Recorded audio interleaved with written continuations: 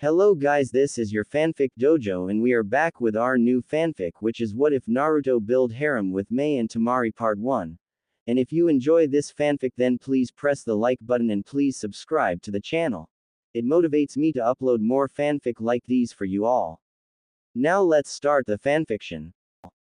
The retrieval team that consisted of Hyuga Neji, Nara Shikamaru, Akamichi Choji, Uzumaki Naruto Inuzuka Kiba, and Rock Lee had succeeded in retrieving Uchiha Sasuke to Konohagakure, the village hidden in the leaves.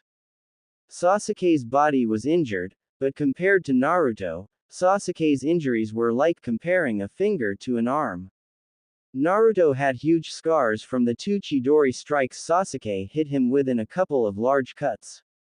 The whole team returned with injuries. Lee had a broken arm, Neji and Choji were critically injured, Shikamaru managed to return with a few cuts and scratches, Kiba was injured decently, but not as horribly as Neji.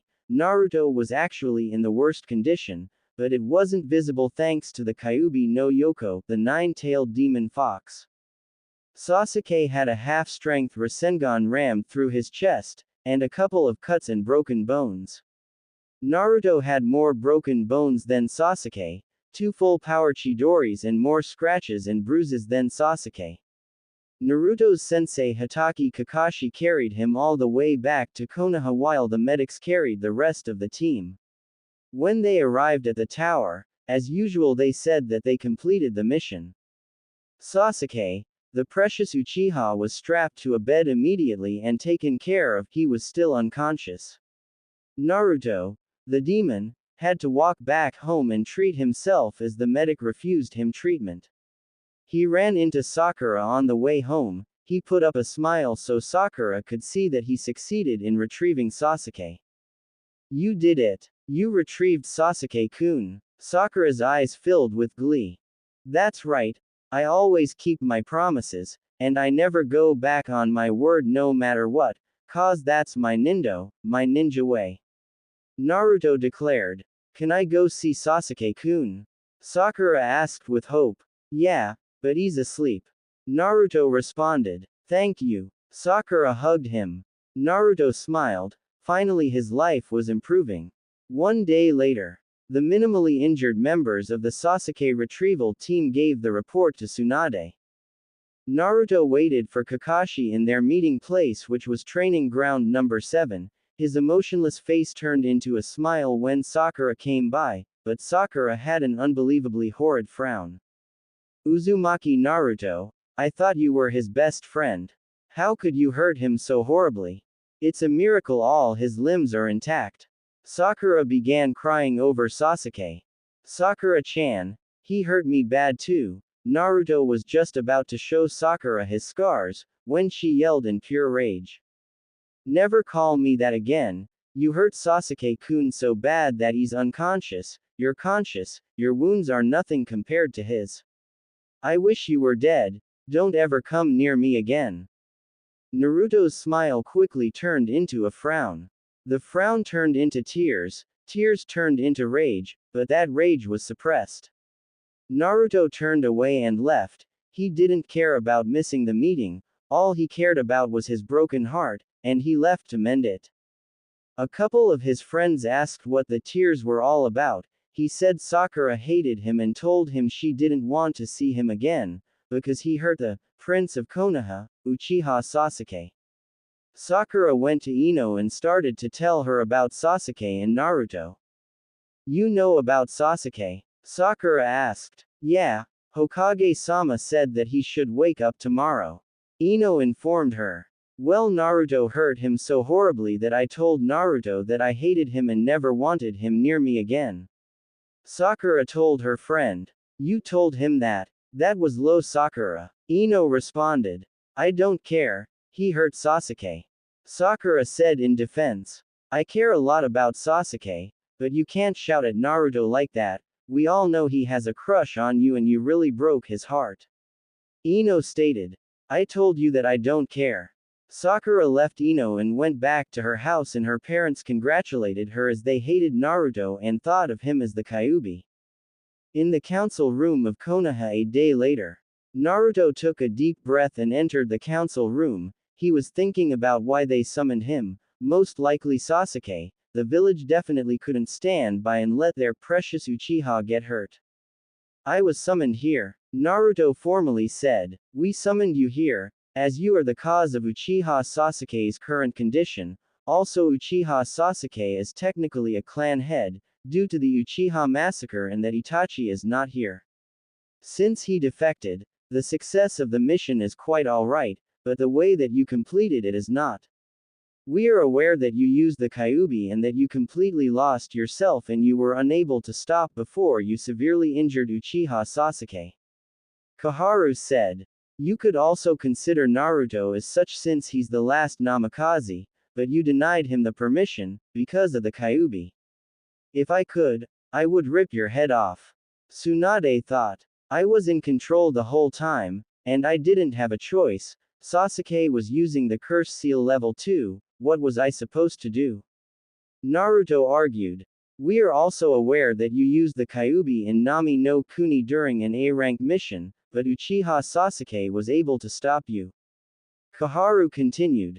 It wasn't Sasuke, it was Haku, the enemy. I would have killed him if he wasn't that boy in the forest and Sasuke wasn't even conscious. Naruto defended himself. Don't make false claims, Uzumaki. Koharu said, looking at him with concentrated, angry-looking eyes. No, you shouldn't make false claims. I read that report and it deviated from Kakashi's report. Tsunade defended Naruto. Evidence. Koharu turned to Tsunade. Summon Hatake Kakashi. Tsunade told an Anbu. A few minutes later. This isn't what I wrote. Kakashi looked at the report. What do you mean that isn't what you wrote? Koharu gazed at Kakashi angrily. See, you made a false claim. For this meeting I will remove you from the council. You will be placed with Anbu until further notice, as you have clearly been altering mission reports, and that is a crime that you may spend 1 year in prison for. Tsunade smirked, wondering what she would do to her. Koharu angrily stood up and left with her Anbu escorts. Before she left, she tried to put up a resistance. You can't do that. The third made us his advisors. But I can. Senju Hashirama, my grandfather did say that if a council member is unjust, the Hokage may remove them from the council regardless of their position. Tsunade continued to smirk. We also have to deal with the Akatsuki. They will come after Naruto later and they will attack the village. They are likely incredibly strong if they have S-ranked ninjas such as Hoshigaki Kisame and Uchiha Itachi with them. They could cause plenty of lives to be lost, all because of the Kyuubi container. Homura continued. Naruto gulped. He scanned the room to see everyone with straight faces. Naruto did not like where this was going. Tsunade also had a bad feeling. Naruto glanced across the room, looking at the council. Haruno Kazashi, Nara Shikaku, Shimura Danzo, Homura Mikitado, Akechi Itsuki, Yamanaka Inoichi, Inazuka Sume, Sarutobi Asuma, Hyuga Hiyashi, Senju Tsunade, Sanjo Masaru, Shirai Yuta, Akamichi Choza, Aburame Shibi, Uchiha Sasuke and the Anbu commander made up Konoha's council. You can't mean you're gonna make Naruto suffer for all the Uchiha's crap. Tsunade yelled. No, but I think we should banish the Kyuubi container to eliminate the possibility of Konoha being in danger against a couple of S-ranked missing ninja that could mean our deaths. Homura smirked evilly. Impossible. I refuse to comply with your idiocy. Tsunade yelled. She hated the fact that they were trying to go pin all of Sasuke's stupidity on Naruto, but now they were talking about banishment. That's plain stupid. Well, you have to. This village was founded on the principles that if the Hokage refused to comply with the council can overrule the Hokage with votes. Danzo hid a smirk. I don't see what this is all about. So troublesome. If you banish him, you basically give Akatsuki, the nine-tailed fox, the most powerful demon in existence. If they have that power under control, then they could easily throw any of the elemental nations down to the ground like they did with Konoha. Who knows what they have planned with it? What if they want to control the world? If they are collecting biju, then they might manage to do that. Shikaku explained the idiocy of Kaharu and Homura. We have a plan for them. Danzo said. What plan is that? Tsunade yelled, still enraged. Well, since you are completely biased against the Kyuubi container, we cannot tell you. Danzo hid another smirk, while Tsunade resisted the urge to send him flying to Suna. Naruto's hope shattered completely and he resisted breaking down, as he waited for his doom. The vote started. Do we banish him or not? Yes or no? Homura said. Yes, because of putting Konoha in danger against the Akatsuki, and the inability to control the Kyuubi properly. Danzo said. Yes, my reasons are the same as Danzo's as they are quite reasonable. Homura smirked. He hated that boy, and he lost his only son to the Kyuubi and saw Naruto as the Kyuubi incarnate that had the power to corrupt people. Tsunade of the Sannin was an example, as was Jiraiya. Naruto sighed, already 2 versus 0. No, because he is a loyal shinobi that has done nothing wrong and you lot are cowards without guts. Tsunade boomed. No, while what Kaharu-san and Homura-san said is true, what Shikaku-san said is also true, whatever Akatsuki is planning, nothing good can come out of it. Aburame Shibi said. Naruto's heart lifted up, it was 2 against 2. No, you're troublesome, he's troublesome, this whole thing is troublesome, but it isn't smart to banish him, and if we end up doing so, something bad will come out of it. Shikaku stated. Naruto was in the lead now, but the civilians had yet to vote. Yes, he corrupts people and is a bad influence, hurry up and get rid of him. Haruno Kazashi, Sakura's father, smiled evilly. He had gone to Sarutobi many times to remove Sakura from Naruto's team, but he refused, making Kazashi angry. He thought the boy was a demon, like the majority of civilian population.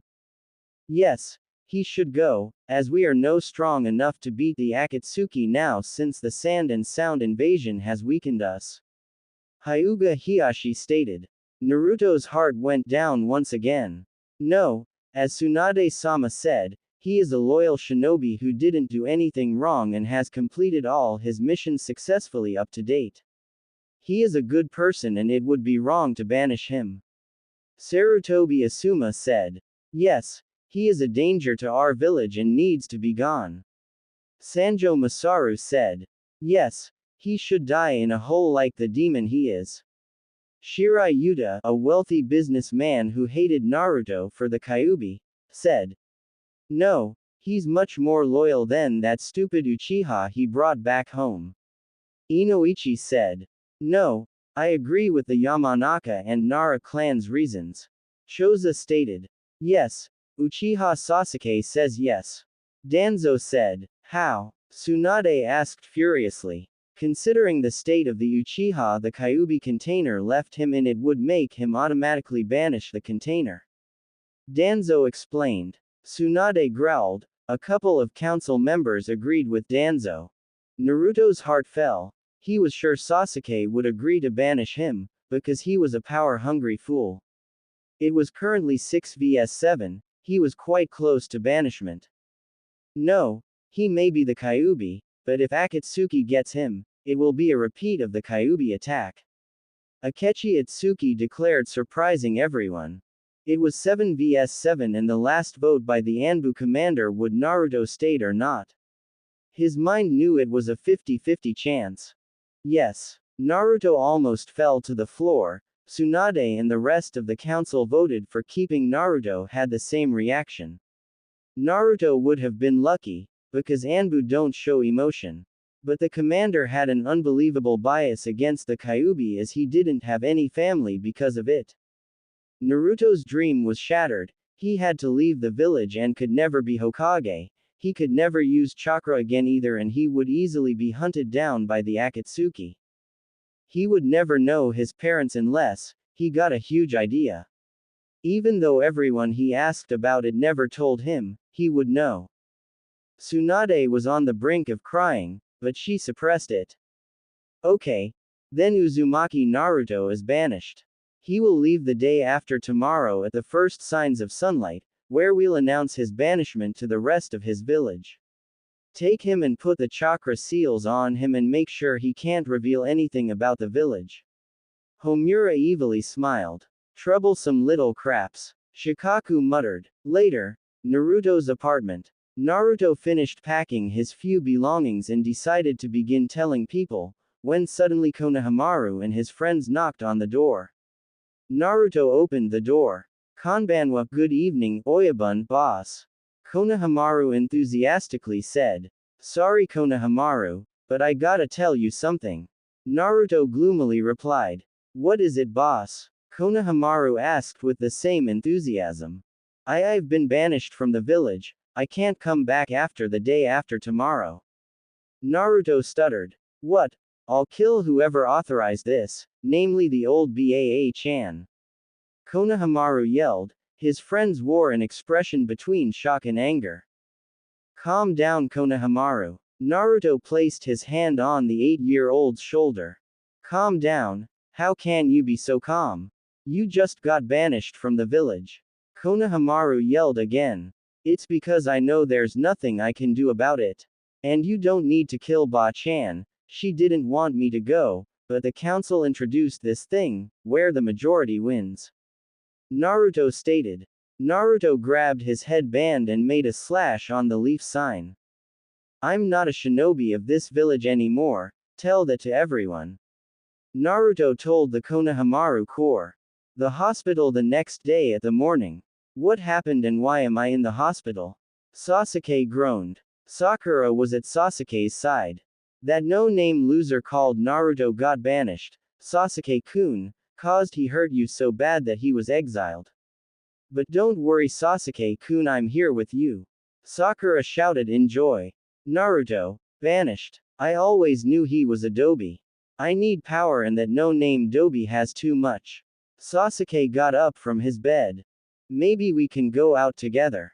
Sakura said. Yes. Now that Naruto's not disrupting my plans, Sasuke will finally see me. Shut up Sakura, I need power. Sasuke jumped out the window.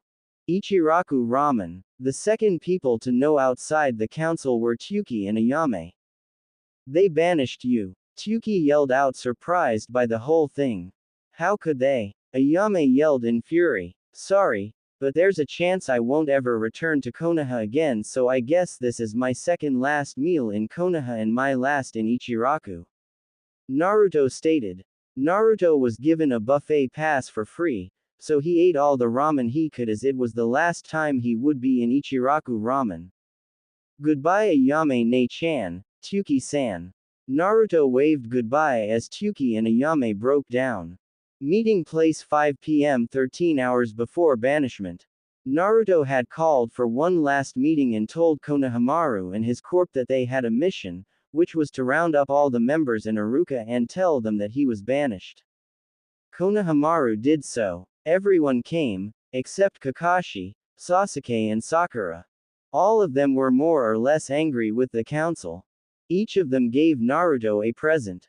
Team 10 started. Asuma gave him cigarettes for some odd reason and told him not to smoke until 16. Ino gave him a few special flowers from her shop.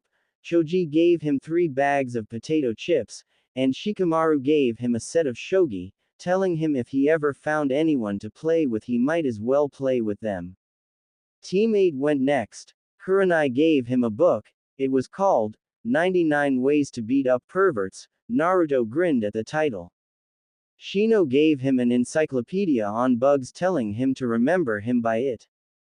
Kiba told him that it was stupid that he got banished and he might as well enjoy life as a civilian since he didn't have a choice, and gave him a copy of the collection of paw prints that he collected. Hinata gave him a taijutsu scroll, shyly telling him that if he came across bandits or robbers he could fight against them better. In reality she was just trying to protect Naruto. Team Guy was the last and they noticed the absence of Kakashi. Kakashi was obviously told, but he only cared about his precious Uchiha. Sakura was in a tantrum and Sasuke didn't really care. This is most unyouthful that my eternal rival is not here. His fires of youth have been dampened, and we will train 3 times harder so our fires of youth are not dampened. Guy declared. Hi Guy Sensei. Lee. Guy Sensei. Lee. Guy Sensei. Lee. Guy Sensei. Lee and Guy finally separated after a fatherly hug. Train with fires of youth Naruto-san. Guy handed out a green spandex. Thanks Guy. Naruto took the green spandex out of the hand. Naruto-san, the fires of youth burn within you. Lee held out a book. How to Train with the Fires of Youth, was its title. Thanks Lee, Naruto replied. Uzumaki-san, I defied fate thanks to you and you were a wonderful person, I will miss you. Neji held out cookies that he made himself. We may not have known each other well, but I know you were a prankster and I'll miss you too. Tenten gave Naruto a case. He opened it and found a sword. It was well made, with high-quality metal. Naruto immediately stabbed his hand. I'm leaving now, but I'll be back, not to come back to the village, but to make the council suffer. Naruto declared in an angry tone. Everyone who knew Naruto was shocked. Naruto was a smiling, silly ninja, who was naive and thought he could save anyone. He never thought of revenge. That fell into Sasuke's line of thinking. Iruka was the last one to say goodbye, and they all took turns hugging him and saying their goodbyes. They all swore to annoy the council members against Naruto at every possible time, even Shino. He threw his orange jumpsuit on the ground as a memento of himself. When everyone left, Naruto packed everything in his bag and rested a little. -2 hours later 8 p.m. Tsunade-sama stopped drinking. Shizune the apprentice to the Sannin yelled. Always taking people away.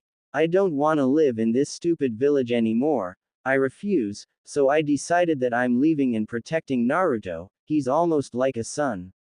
He's the closest thing I have to a family besides you. And I'm not leaving him to rot against the Akatsuki. We're both part Uzumaki and we are connected through Mito Ba-chan. So in a distant way, Naruto is related to my grandfather. Tsunade stated. Then what will happen to the leaf? You have to stay. Shizune argued. No. The leaf doesn't deserve me. I'm leaving no matter what. Even if Naruto is gone right now, I will find him and I will tell him about his parents. I don't care about what the council says, because he will be out of their jurisdiction in 10 hours. Tsunade yelled back. Tsunade-sama, what about the people? Shizune asked. They have my permission to rot in hell. Tsunade glared at her apprentice. Why? The apprentice asked. They're just as rotten as crap. You know Naruto's daily abuse, am I right? Tsunade responded. Yeah. Shizune had to admit that her master had a point. I'm leaving. Pack your things, Shizune. We leave at right before sunrise.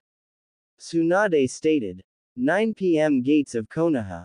Jiraiya-san, did you hear the good news? The demon has been banished. The guard Chunin jumped in joy. Demon. Jiraiya's fist hit the stomach of the Chunin and he coughed up blood. I can't believe those council rats. Well, I'm not staying here. I lost my only purpose to now. Even if it means missing Nin.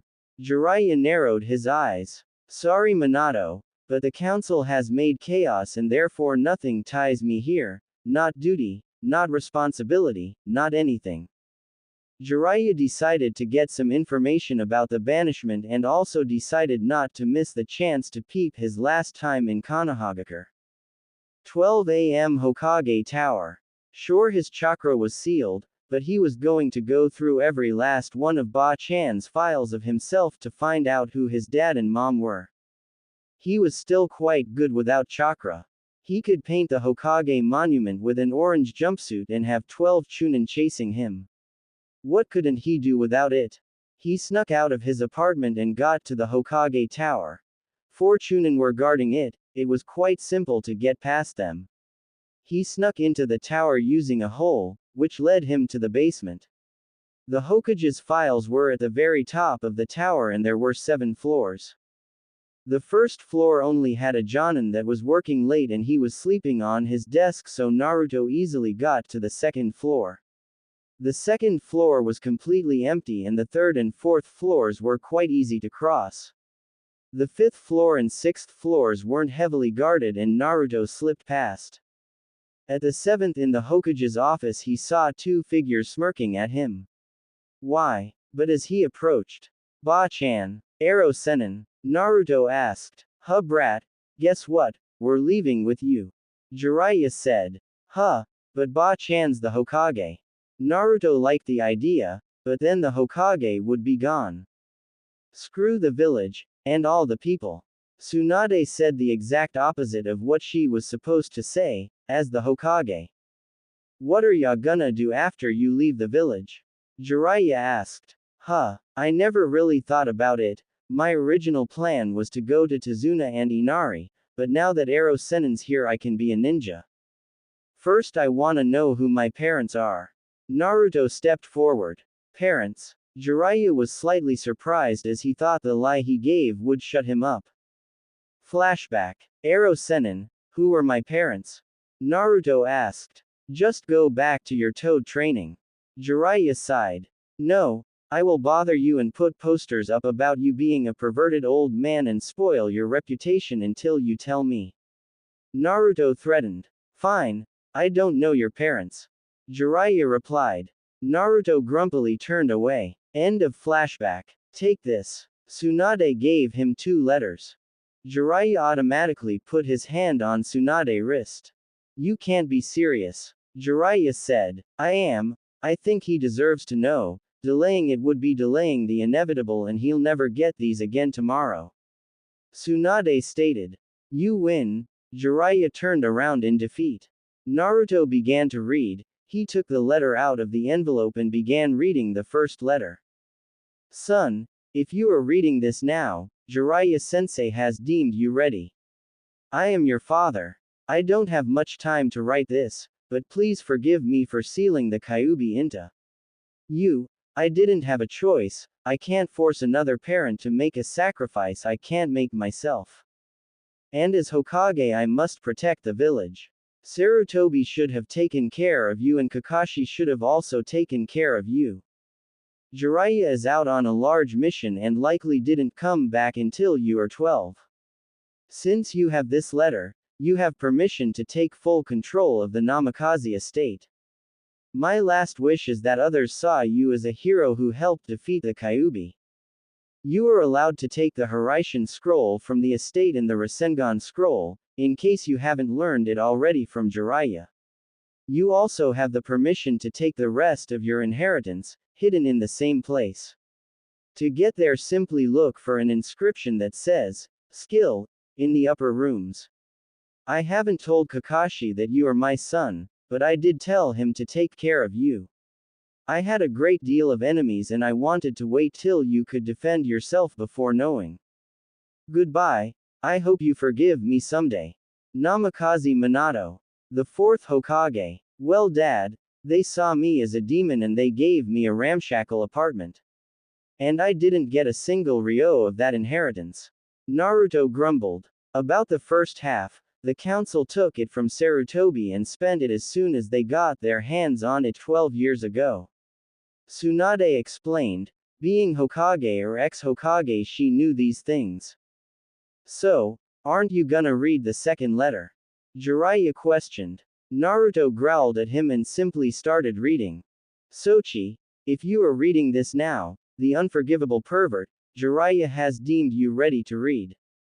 Like Minato, I don't have much time to write this either. I wrote this in case of my death at the hands of the Kyuubi. Unlike Minato, I'm not naive and I know that you will be treated like dirt and you will be scorned by the villagers. I can only hope that Kakashi and Sarutobi can give you a comfortable home. You might not have any friends, because the hostility of the villagers, but I know that there are a few people who are reasonable and aren't hostile. Among those people find a few friends that you can really trust. If things get out of hand and the council members force you out of the village, use Uzushiogakure as a temporary refuge, or the ruins of it at least. Long ago the Uzumaki clan built a strong refuge in time of natural calamity, but there was an earthquake which wiped Uzushiogakure off the map. No one except me made it there, but we were short of everything and I was scared. I was only 8 years old then, and everything was gone. I made it to Konoha and they took me in, since I was a member of a dead clan as far as they were concerned. I would love to write more, but I'm running out of time. As I said, go to Uzushiogakure at some point and claim your legacy. Uzumaki Kushina. Of the Uzumaki clan, I have a plan. Naruto began explaining his plan. I will go, and thank you mom. 2 a.m. Namikaze Estate. So we're here, now what? Jiraiya stared at the huge dusty door. We sneak in. Tsunade suggested. No, that won't work, Minato was too good for that. Jiraiya stated. I'm a Namikaze so this should work.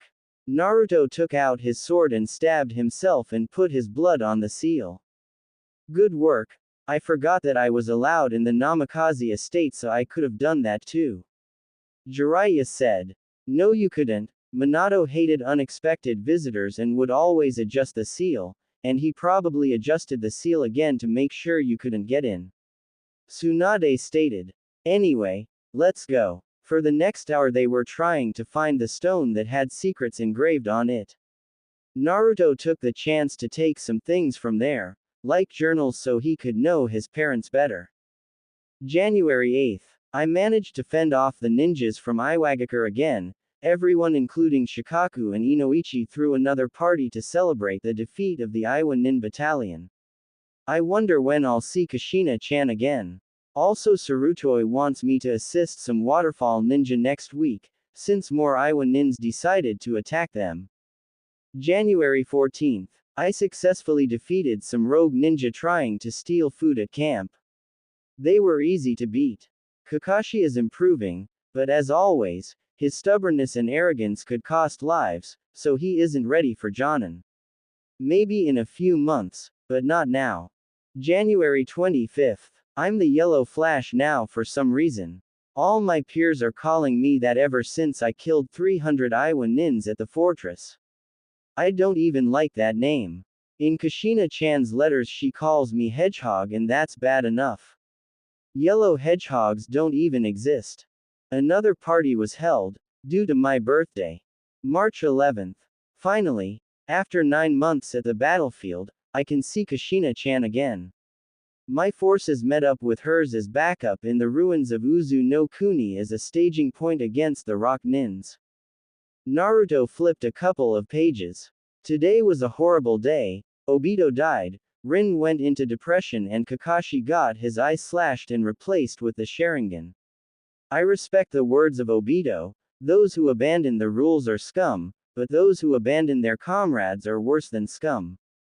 Obito he seems like a good person, he's way better than Hatake will ever be. Naruto snarled. Here's mom's journal. February 2nd. Found out I'm pregnant. The doctor said that it was too early to know whether it would be a girl or a boy, but I don't really care right now, but wait. In 5 months I'll only be allowed to do D rank snow. Naruto looked at a picture in the photo frame. There were 2 people within it. One had red hair that was so long the end couldn't be seen in the picture and the other had spiky hair like him, but he had chin-length bangs. They looked so happy together, it was a shame they died. Found the place Naruto, hurry up and get here. Jiraiya yelled. Naruto stuffed the books into a bag he brought for grabbing things that actually belonged to him. Yeah. Naruto stared at the stone inscription. Hurry up and stab yourself and trace it with your blood. Tsunade said. Okay. Naruto did exactly as he was told and the inscription lighted up and the stone tunneled into the ground leaving a pathway. The 3 followed the pathway until they came to a dimly lit room with 2 pedestals and a chest. The chest contained 250 million ryo in cash and there were 2 scrolls on the pedestals. Naruto snatched the Hiraishin scroll, but left the Rasengan scroll, as he didn't need it. How do we fit all the money? Tsunade asked Jiraiya. We stuff it into our bags of course.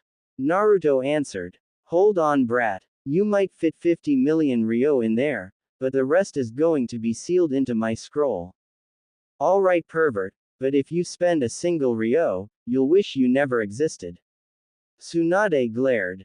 Now all we gotta do is pack our things and head to Uzushiogakure. Jiraiya said, leaving the box empty. Let's get out of here. Tsunade said. Brat, let me remove that seal. Jiraiya bent down to Naruto's level. When Jiraiya finished removing both Danzo's tongue seal and the chakra seal, they had no further business doing anything here. So they all simply left the estate hanged, in case anyone saw them on the street. Gates of Konoha, 4:30 a.m. Are we all set? From here on out we are missing ninja. Tsunade told her apprentice. Are we gonna do what we did last time? Shizune asked. No, we're never coming back here unless we are Kage, and it's obligatory. We have a destination, Uzushiogakure, the land of whirlpools. We also have to train Naruto, because of the Akatsuki. Tsunade explained. Let's go. Naruto whispered, looking at the sky. He could tell the sun was rising, thanks to the light in the sky. He didn't want to be there for the banishment. You heard the brat. Jiraiya began pushing the great gates when they saw Izumo and Kotetsu approaching. Stop it. You have to wait till the banishment ceremony. And what are you two doing here, Jiraiya-sama, Hokage-sama? Shit. Move it, Jiraiya. Tsunade pushed her teammate out of the way and forced the doors open. Stop it, Hokage-sama. You are not allowed to leave the village. Stop or I will call the Anbu. Kotetsu shouted. Kage Bunshin no Jutsu, Shadow Clone Technique. Naruto, sensing the danger, catapulted himself through the gates and into a huge forest.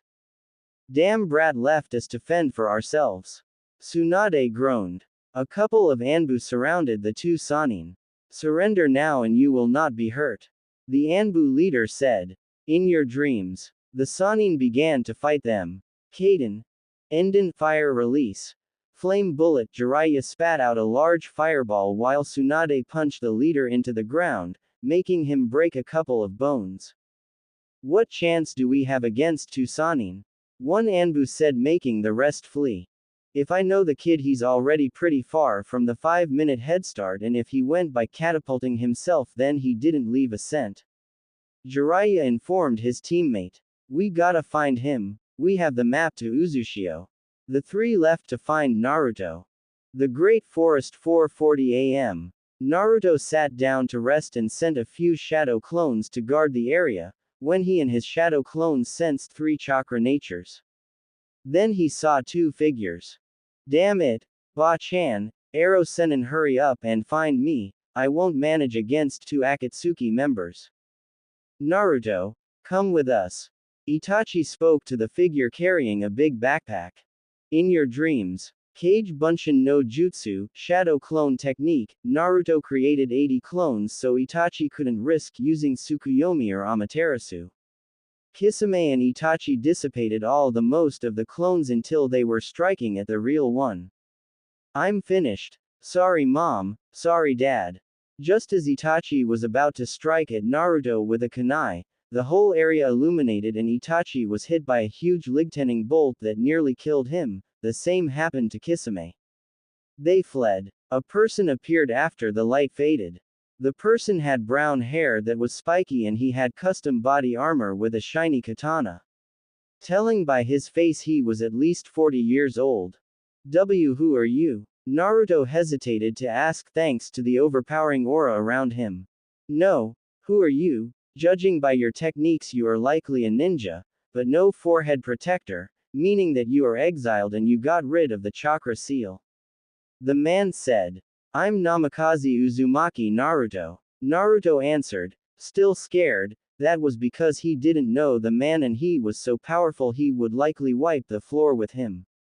I'm Kazuki, the man replied.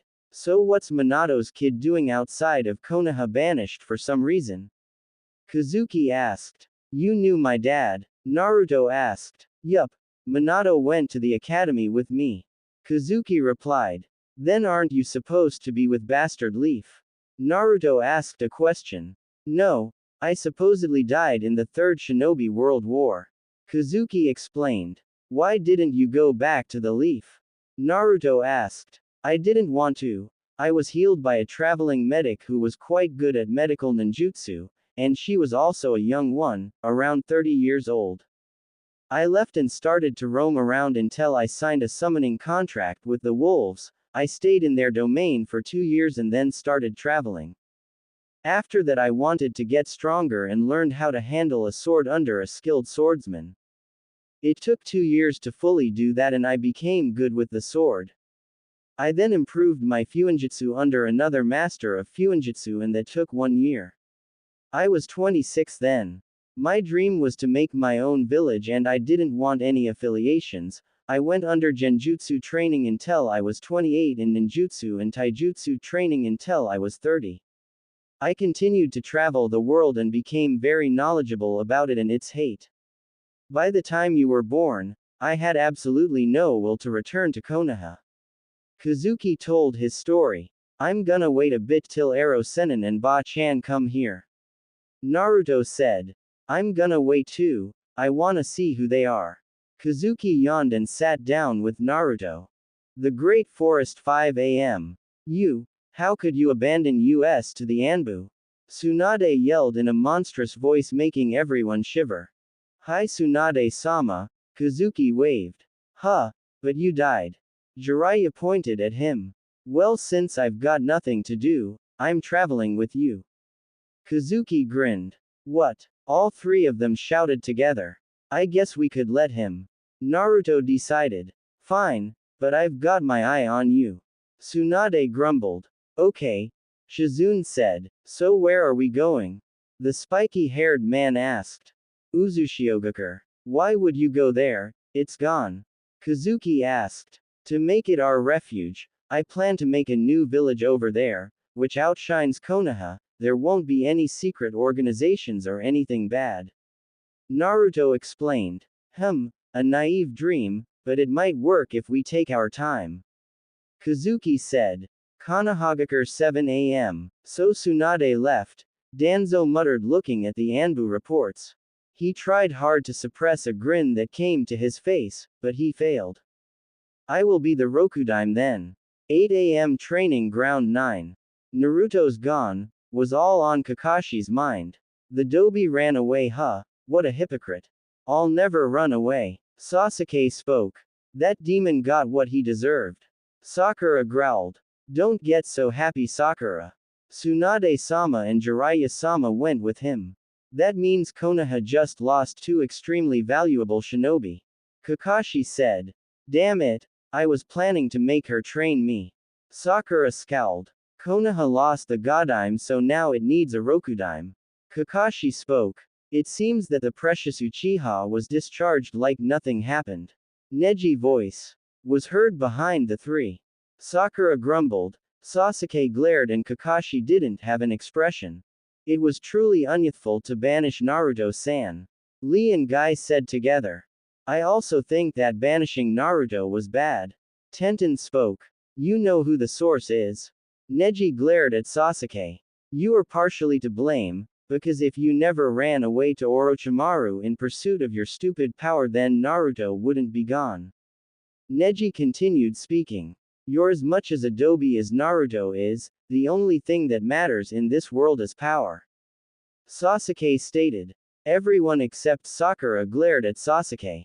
Sasuke, don't go overboard, was all Kakashi could say. And you too, Hatake and Haruno, you didn't care about Naruto enough to attend his last meeting where he said goodbye to all of us. Neji finished. I had to. Kakashi began. Save your excuses, Hatake, your sensei would be ashamed of you. Neji turned away and left. It was most unyouthful of you to do so, you have much too little youth to be considered my rival. Guy told him disappointedly. Your team is too unyouthful. Lee said and left. Hatake-san, you should have at least said goodbye to Naruto. Tenten voiced her disappointment like the rest of your team. Kakashi hoped that he wouldn't get a bunch of lectures and anger directed at him later on, but that was not to be. Later that day 10 a.m. Kakashi, maybe you aren't cut out to be a Jonin instructor. Asuma told him. Yeah, what kind of teacher plays favorites like that? You made it clear you hated Naruto, the only thing you taught him was tree climbing. And that was because you were forced to, as a team of Genins must learn tree climbing on their first mission outside of the village.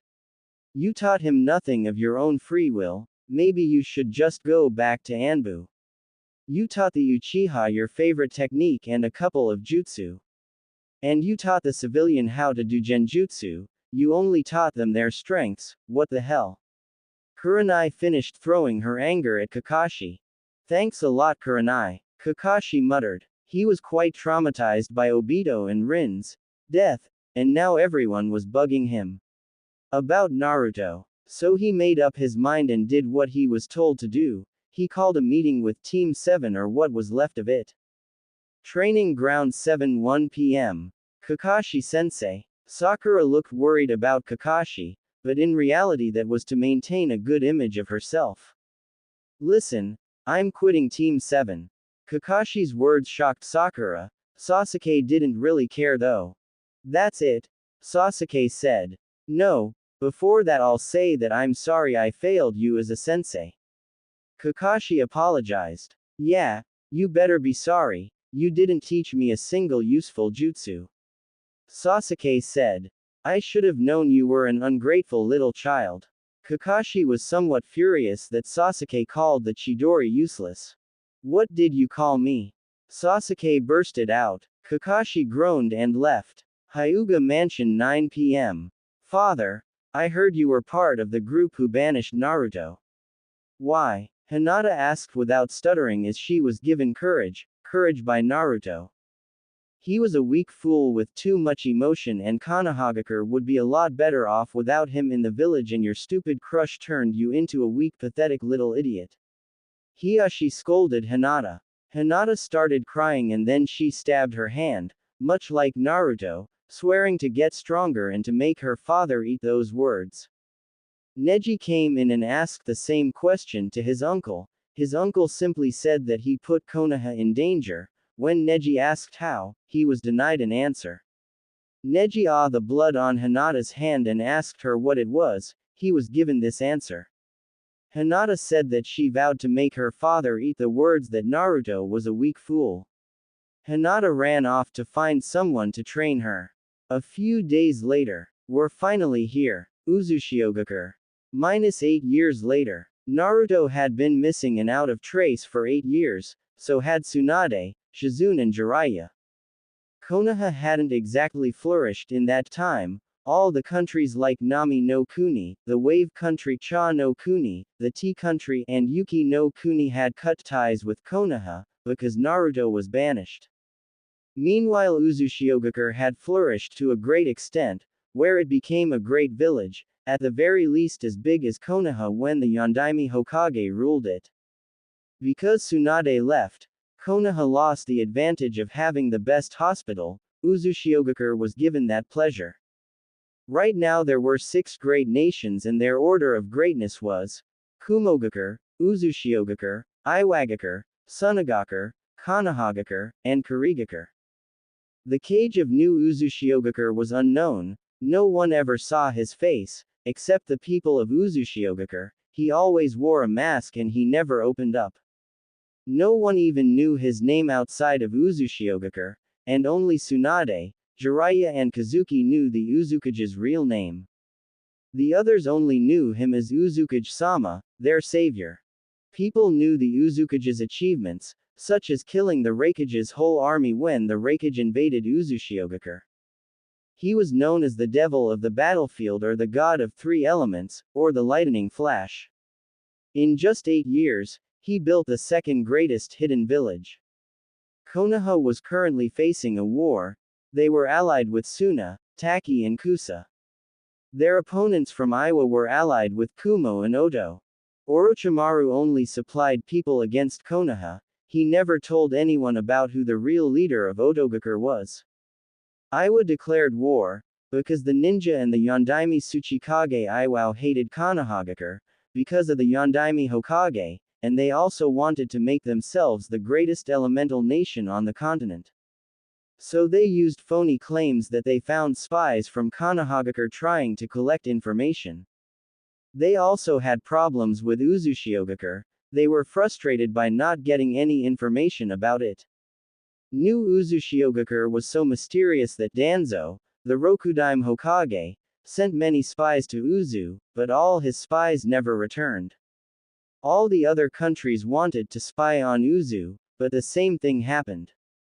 Uzu no Kuni grew bigger as the hot spring country and the river country became part of Uzushiogakure along with its huge earth extensions that skilled earth release users made. It was a bit smaller than Hai no Kuni, but it had more skilled shinobi, a larger village, better technology, better resources, a more organized system of teaching that didn't allow favoritism at all. It made ninja more prepared for the outside world. It was a place that someone like Sakura could never become the top kunoichi. There were absolutely no fangirls in the academy, since the kunoichi there were quite serious, but not above jokes and pranks. Konohagakure was on decline and they were currently losing the war as the only thing keeping them going was their bigger numbers. The Nara clan came up with many strategies, but the shinobi of the leaf were unable to do them. Kakashi was made an Anbu captain upon his re-entry of Anbu and the new people who joined Team 7 were detestable as ever to the old members. The new sensei was called Yamato and the new team member was called Sai. Sai constantly insulted Sakura and Sasuke. Sasuke shoved the insults off, and tried to act cool, but Sakura tried to punch Sai every time he called her a moody hag, who has no control over her emotions. Yamato often trapped the two in a cage to force them to stop. Kurenai had grown older. She now had a 3-year-old kid who she had to take care of, so she retired as a shinobi of the leaf as long as Asuma didn't come back. Asuma, apparently saved by a mysterious man from getting killed by Hidan and Kakuzu. While doing border patrol, the two Akatsuki members took a shortcut through Konoha to get back to their base after incapacitating the Nanbi Jinchuriki who was exiled from Taki like Naruto. This mysterious figure took the Nanbi Jinchuriki and killed the two Akatsuki members Hidan and Kakuzu. Asuma was out on a war camp, constantly writing to Kurenai. Therefore Team 8 also got a new addition to the team. Her name was Azuki Yugao. Yugao had retired from Anbu, because she was tired of the mass bloodshed Anbu members saw these days. She preferred to become a regular Jonin. Currently of Konoha 11 everyone was a Jonin, except Sakura, who stayed Chunin. Because of her lack of skills Kakashi didn't make any interactions with his former team and completely devoted himself to Anbu. He didn't want Obito, Rin and Minato to haunt him. Obito, because he would call Kakashi an enormous hypocrite, because he did abandon Naruto. Minato, because he ran away from his responsibilities to take care of Naruto as Minato had requested. Rin, because she naturally would that Kakashi for all his actions, especially not even saying goodbye to Naruto and favoritism. One of the things Kakashi hated was the Rokudaime Hokage Danzo. He allowed root members to roam around freely and trained the academy students into tools. Guy refused to make contact with Kakashi, because he stated that he wouldn't talk to someone with absolutely zero fires of youth within them. Naruto's jacket was torn into 19 pieces and it was divided between Kiba, Hinata, Shino, Kurenai, Konohamaru, Neji, Tenten, Lee, Guy, Konohamaru, Udon, Moegi, Tsuki, Ayame, Shikamaru, Choji, Asuma, Ino and Iruka. Each of them put Naruto's jacket in a special place. A special thing was taking place today at the Hyuga Mansion. Hyuga Mansion Arena 8 p.m. A 20-year-old Hyuga Hinata's heart started to beat heavily. She had just challenged her father for the title of Hyuga clan head. The terms were that if she won, her father had to step down from his position. If he won she would be placed in the branch family as a servant of the Hyuga. She had trained under Kurenai and Asuma as well as Yugao. She drew back her confidence. I must do this. For Naruto-kun and Neji-sama. She got into the traditional fighting stance of the Hyuga. All of Konoha 11 who weren't in a war camp came. Go Hinata! Go Hinata! Ino cheered. Hinata-sama, you were foolish to challenge Hiashi-sama, but win. Neji thought as branch members were not allowed to cheer for the opposing side or it would be considered as revolt. Hinata, you could have been a clan head one day, why didn't you wait? Hiashi asked as he was quite surprised by the whole thing. Father, every second branch members suffer. I will not allow this. If this clan goes down too deeply, I might not be able to pull it out. So the sooner I become clan head, the sooner the Hyuga clan is pulled out of the darkness it has fell in. I'm doing this for the Hyuga clan. Hinata declared bravely. She had gotten over stuttering when Naruto had gotten banished as she realized that it was time to grow up and become strong to overthrow her father. Father, ever since mother died you became cold, you acted extra harshly against branch members, I wonder if you blame them for not being able to cure mother's sickness. I will abolish the curse seal. I will accomplish my dream.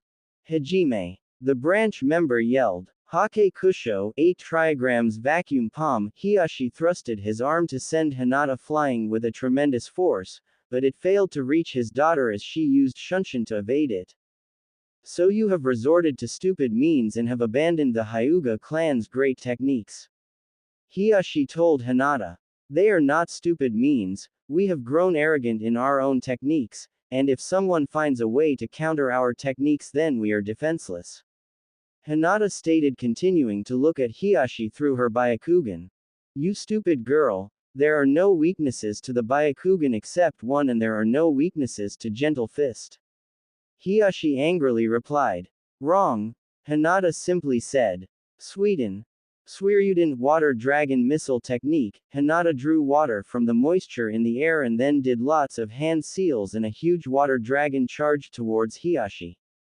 Hakusho Kaden, 8 trigrams revolving heaven, Hiashi spun and blocked the attack when he realized Hinata was nowhere to be seen. He suddenly felt himself being pushed to the ground. Damn it! Genjutsu, it can't be, the Byakugan can see through Genjutsu. Hiashi grunted as he tried to dispel the Genjutsu, but he couldn't because it wasn't really Genjutsu, it was a simple Shunshin. See, they are not petty tricks. Hinata waited until Hiashi got up. Foolish little girl, you could have taken me while I was down.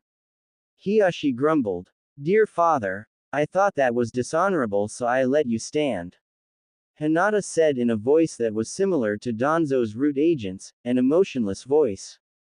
Yuho Soshikan, gentle step twin lion fists, 2 blue lion-like shapes came out of Hinata's fists, while she stood ready for combat. Hiashi assumed the gentle fist taijutsu stance once again. Hiashi and his daughter began to trade blows, equaling each other, neither gained the upper hand. In the stands, beat that bastard Hiashi, Hinata. Kiba cheered her on, Akamaru who was now at least as big as a wolf barked in agreement. Hinata-san, let the fires of youth burn within you so you can defeat your unyouthful opponent. Lee encouraged. Complete your dream, Hinata. Kurenai whispered to her.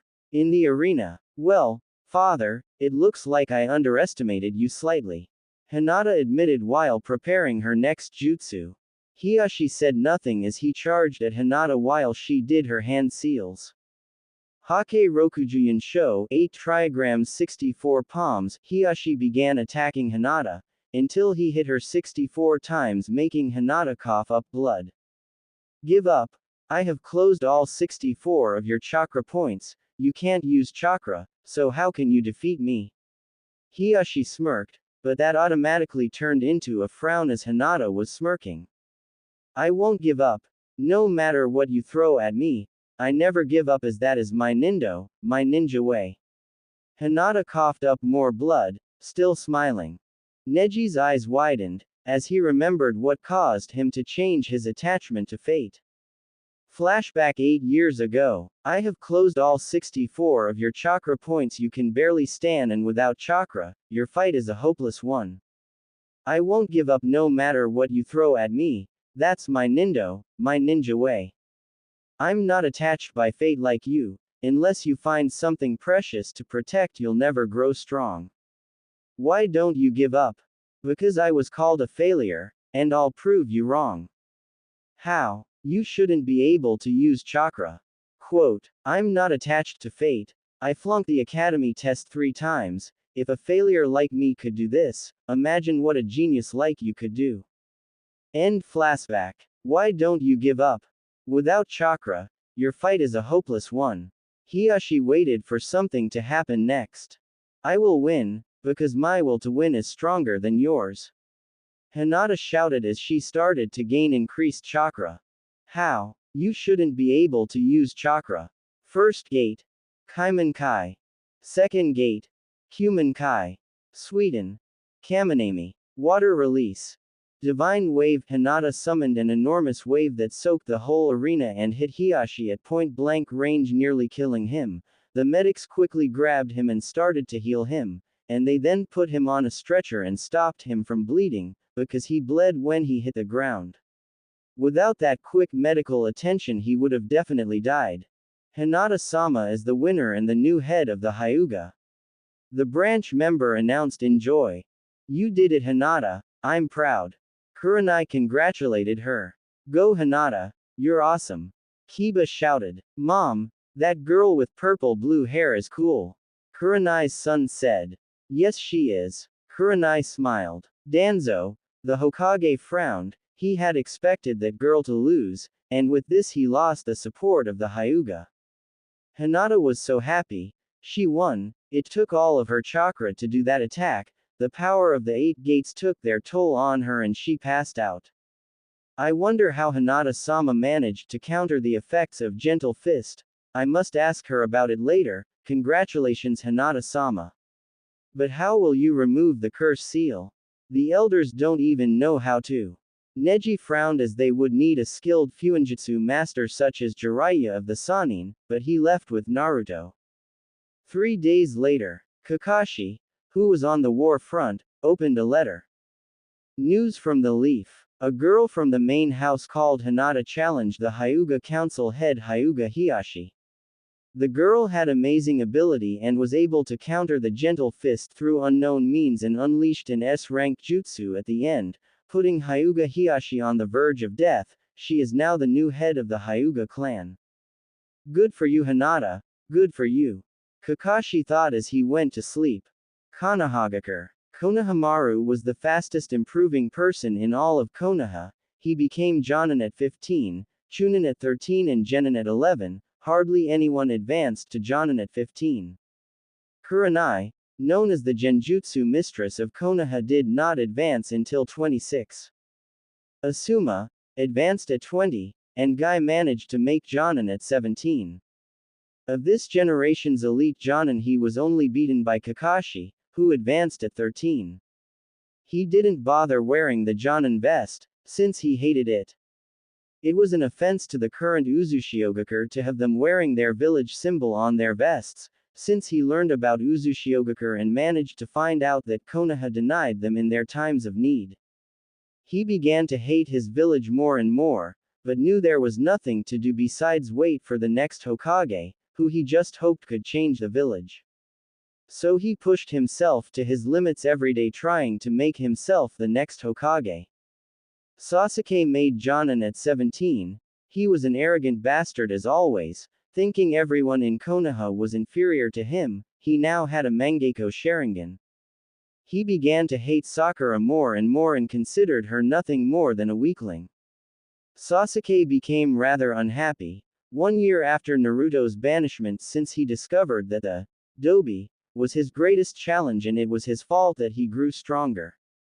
Sakura on the other hand was happy Naruto left, as she considered him the only obstacle between Sasuke and herself.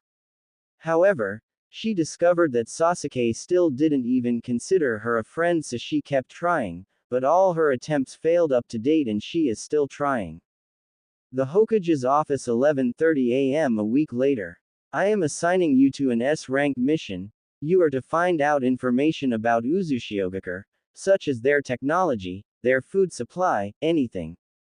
Your squad leader is Yuhi Kurenai, and you will leave tomorrow. Danzo assigned them their mission. Hokage-sama, who will take care of my child? Kurenai asked. Asuma is coming home in a few hours, I have informed him of everything. Danzo stated. I understand Hokage-sama. Kurenai said. You are all dismissed. Danzo said. Shino, Sakura, Kiba and Kurenai left the office. An S rank. If we get caught spying there then we will die, get tortured or be used as leverage. I want to see my son after tomorrow and I'll have too many regrets to die, but this is an S rank mission and I can't refuse. Kurani thought sadly. Kiba had a different thought on this mission. No one's ever been there and back from another village. As spies, if I manage to do that it'll be awesome. 9 a.m. It takes a full 2 days to get to Uzushiogakure. Ino looked at the map. Yes it does and we can't risk getting detected by them, so this mission will take a while. Kurenai stated. We have to do stupid things like running around the borders then. Kiba groaned. Shut it, dog breath. Sakura yelled. It is logical that you do not get your temper any higher than it already is. Shino said. What did you say? The cherry blossom yelled. Shino, just leave her. Kiba told his friend. We have to get moving. Kurenai started to run toward the direction of Uzushiogakure. A few hours later. We'll eat lunch over here. Kurenai stopped at a restaurant. You know Sakura, what if the Uzukage is like the ghost of Naruto, and we get captured before we see anything, then he'll probably just let us out blindfolded and keep torturing you, because you called him a demon and stuff. Kiba joked. Dog breath, one more time you annoy me and you're as good as dead. Sakura raised her fist to indicate she was serious. Oh please, you're just a lowly chunin, you can't threaten me. Kiba mocked her. You are dead, dog breath, dead. Sakura charged at Kiba. Srop it you too. Kurenai ordered. 1 day and 12 hours later 6 a.m. Border of Uzu no Kuni. Remember the plan. Sneak into the border without drawing attention, then listen to gossip in towns surrounding Uzushiogakure and find out as much as you can. Then if you can find out a way into Uzushiogakure we do that and see the town, collect as much information as you can. Kurenai told her team. Alright, Akamaru, ready for this, if we're not careful it could mean our deaths. Kiba told his partner. Akamaru gave out a low growl and looked at the border. Shino scouted the area ahead with his bugs, but found nothing. Kurenai simply looked ahead since she had nothing else to do. Sakura looked around. She only saw a typical row of buildings, and some high walls. Kurenai-sensei, is this it? I can't even see any border patrol here. Kiba said. My bugs detect no lifeforms in the area ahead. Shino informed. Something's wrong, be on your guard. Kurenai casted a genjutsu that made the whole team invisible and the group started to slowly and stealthily approach the border. They scanned the area, and figured that there would be traps on the walls so they moved inside the building, using everything they could as cover. Then they suddenly approached a large corridor. They slowly walked through it, but they were unaware that a camera watched their every move. Uzushiogakure. A 6-foot-tall blonde had woken up just a few minutes ago. He brushed his teeth, and checked the borders. Then he saw his former friends and their sensei approaching on his screen. He looked through the video cameras, he looked at the way they approached the building and moved through it. It would have worked with other buildings, but Uzushio's border didn't even need manpower to keep it safe. The camera was trained to recognize the identification seals he put on all the members of Uzushiogakure so they wouldn't attack them. They attacked all other people who dared enter the border with all kinds of weapons, they were all non-lethal though. Naruto knew he would have to use manned border patrol instead of his cameras and robots once the technology of Uzushio was discovered, but not before that. Well, time to go meet them. Naruto put his headband on and shoved his mask on, and got dressed. Border. The 4 people were walking across the corridor, when suddenly a great blast of electricity fried Akamaru by surprise. Kiba's dog struggled to get up, but failed. Akamaru. Kiba yelled. The door to Uzu and the way back outside had shut, they were trapped. A large amount of knockout gas was released and all of the Konoha ninja passed out. I expected them to last longer. The Uzukage said as he teleported all of them to the hospital and applied chakra suppression seals on them. Uzushiogakure, hospital. Kiba slowly opened his eyes, seeing himself on a bed in a hospital. Akamaru was by his side. Where am I? Kiba mumbled. You are in Uzushiogakure no Sato, trespasser. I would like you to state why you have trespassed into our country. The medic told the Inuzuka. I won't tell you ever. The Inuzuka replied. Very well, but our best medic can easily get that out from you. She does not play nice, so you may want to answer. It is better than facing her torture. The medic said. I'll never bark, you'll have to make me spit it out. Kiba growled. I see. The medic said to the Konoha ninja. She was still staring at him in a completely straight way, not frowning, not smiling. She had brown hair tied in a ponytail and wore a white shirt. Kiba couldn't see the lower part of her body, not like he cared. He wondered what happened to his sensei and his teammate. He didn't care about the pink-haired fangirl. He was thinking about them until he saw Shino and Kurenai across the room. Asami, Uzukage-sama wants to see the trespassers. A medic in a black vest said. Understood Yun-sama. 5 minutes later. How are you feeling, Konoha ninja? A deep voice asked the Inuzuka. Not good, thanks to you. We're missing ninja, not Konoha ninja. Kiba tried to act. You think I would not recognize the Genjutsu mistress of Konoha, the great bug of Konoha, and the great fang of the leaf? I might not recognize the pink-haired girl, but since she was in your squad I can also safely assume that she is with you. Also, I highly doubt that you would be missing ninja, even though you have no headband or identification. I really don't think ninja of your caliber would defect so easily. I also know that you are very loyal to your village, therefore you are here to spy on Uzushiogakure. The voice came closer to Kiba. He saw a man wearing a mask, and the traditional cage uniform with the kanji, whirlpool. The only things he could actually clearly see about the man were his blue eyes, and his muscular build. I will see your teammates now. You will be placed into a containment cell until further notice. The Uzukage left Kiba. A couple of people wearing steel masks with black armor dragged Kiba to the containment cell. With Sakura. Haruno Sakura slowly opened her eyes and glanced around the place. She was in an area with wooden tiles and many beds. She quickly figured out it was a hospital. A man was standing before her, with a cage-like hat, so she decided that she was in Uzushiogakure, in the hospital, and the Uzukage was standing in front of her, waiting to interrogate her. No, that's stupid. Why a cage of an important village waste time on us? He'll probably send his underlings to do that. Hello, Kunoichi of the Leaf. I assume that came here to do a spy mission, and you were sent by your Hokage Danzo.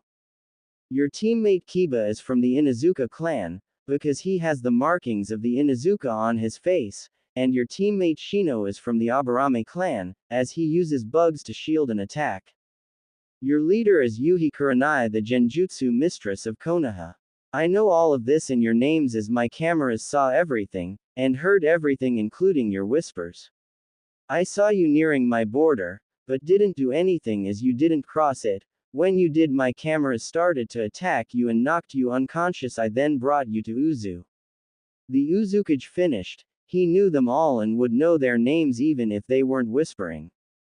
Why didn't you kill us? Sakura asked. Simple. Because your Hokage would demand repercussions and deny that you ever crossed my border, but now I have you and I have proof, so I can find the Hokage. Whatever the case, your life is in my hands. It wasn't wise of your Hokage to do this, especially since you are in a war. The Uzukage replied. He had already stolen the mission file with his spy in Konoha. What's going to happen to us now?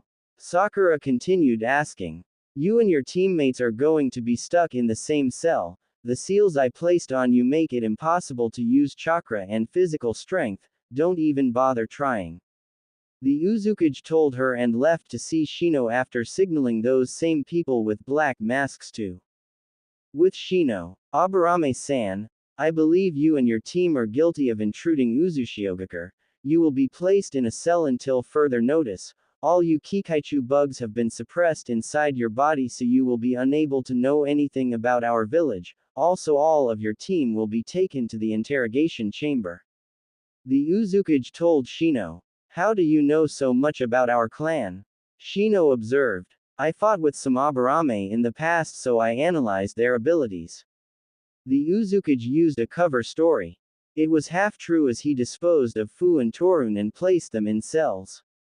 He didn't demand any repercussions from any village, because of how he could easily deal with them. He knew he was getting arrogant in his ability, but he decided to demand repercussions for these four, at least giving them a reasonable reason to leave. He didn't like the thought of keeping most of the former Team 8 and one of the members of Team 7 in a cell. If he decided to let go of any of them, he would wipe out a huge amount of that person's memory and send them back to the village. Luckily he didn't have to do that to anyone yet as most of the villages only sent one group of spies. The exception was Danzo. He sent at least 5 teams to Uzushiogakure and this was the 6th. I understand Uzukage-sama. Shino knew it was best to not deny he was from Konoha as the Uzukage had found out about his Kikaichu. Shino was then dragged to the same containment cell Kiba and Sakura were currently in. Lastly Kurenai. Kurenai-san, I will say the same things I told your teammates to you. You are guilty of trying to sneak into Uzushiogakure. You will be placed into a containment cell until further notice. Also I suppose you're worried about your son Hiruzen Yuhi Sarutobi, and I know you didn't want to come here in fear of getting caught and being unable to see him again. The Uzukage said. He gave out that he knew this information, because he already had a cover story to back it up. He didn't want to say he had a spy. How did you know? She asked, shocked that this Uzukage knew such information.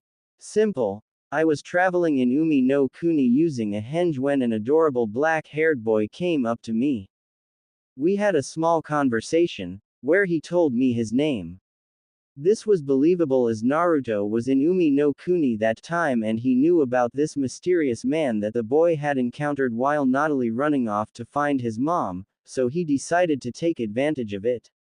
He only knew one person who had eyes that looked like a dojutsu, and he only knew a few Sarutobi members. He knew Asuma and Kurenai had secretly been dating so that came to one conclusion. Kurenai was dragged and out with the rest of her team. In the cell. Damn it. Kiba slammed the reinforced glass an 8th time. Calm down dog breath, as the Uzukage said we won't get through here with physical strength. Sakura told Kiba. How the hell did we get caught? We did everything fine. Kiba groaned and made a few growling sounds. From what Uzukage-sama told Sakura, he was watching us through some kind of technology.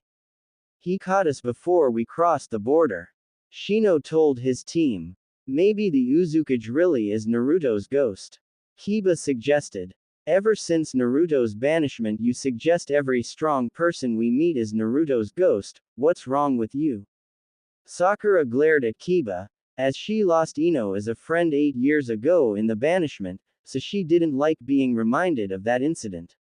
No one even talked to her like a friend since then, but it wasn't like she cared. Kurenai was in her head, she was thinking about how she would never see her son again, or Asuma. Shino was thinking about his clan and how he would never get to use his Kikaichu again. Kiba was thinking about how both he and Akamaru would rot in the prison, and Sakura was obviously thinking about Sasuke. Uzushiogakure, the Uzukage's office. So how's life kid? A familiar white-haired old man said. Ero Senin, how's writing your book going? Naruto the Uzukage asked. Horribly. Every hot woman I see almost kills me when I jot down something on my notepad. Jiraiya informed his student. Good. Naruto said. So what's up? You don't look too good. Jiraiya observed. It's just that the stupid mummy Danzo sent Team 8 excluding Hinata to spy on me. What the hell do I do if Danzo refuses to pay for them? I don't want to kill them. Naruto voiced his problems to the Toad Sage. Keep them in prison. Jiraiya told him, and prevent Kurenai-sensei from seeing her kid and make him and Asuma-sensei worry infinitely for his wife. Naruto said, it's not your fault kid, it's Danzo's. He sent them on an S-rank mission the moment Kurenai came out from retirement. And by Konoha's law you can't refuse an S-rank mission. Also losing the Genjutsu mistress of Konoha would be bad for this war, so as long as the price for them isn't too high he'll take them. Jiraiya explained. Hey brat, how's it going?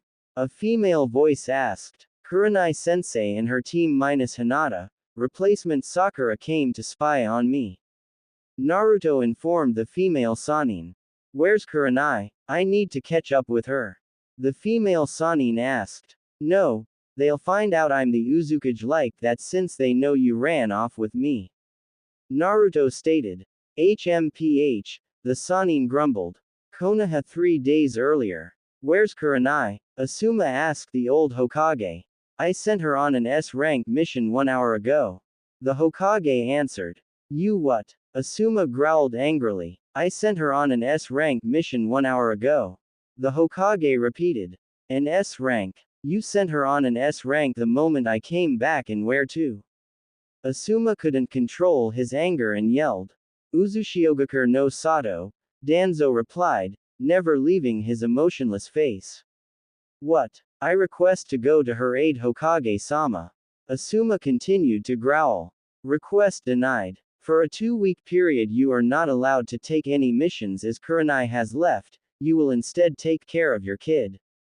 Danzo told him. Asuma continued to groan and grumble until he left. Present. Cell. How can we get out?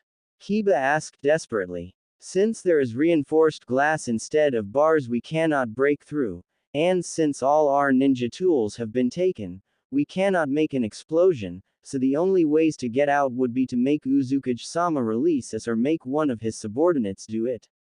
Shino said. Sakura suddenly got an idea. Are there any vents? She asked. Yes, but it is also guarded, with a cage surrounding it. Shino told her. Then our best option would be to wait until Uzukage-sama demands repercussions for us sneaking into the border. Hopefully, Hokage-sama will pay for our release. Kurenai told her team, but she had doubts about that. Sakura gave up hope of ever escaping and slept on her bed. Kurenai looked for the emergency explosive tag and knives she hid in her shoe, but unfortunately, she couldn't find any, because the metal detector and paper detectors that watched out for all enemy shinobi and prisoners' emergency items revealed them. They worked by pointing red lights at every metal tool the person had. Kiba was still trying to shatter the reinforced glass and Shino was thinking about everything he might lose if the Hokage refuses to pay the fine. Inuzuka Kiba, your interrogation session will begin now. A voice from outside said. Kiba gulped.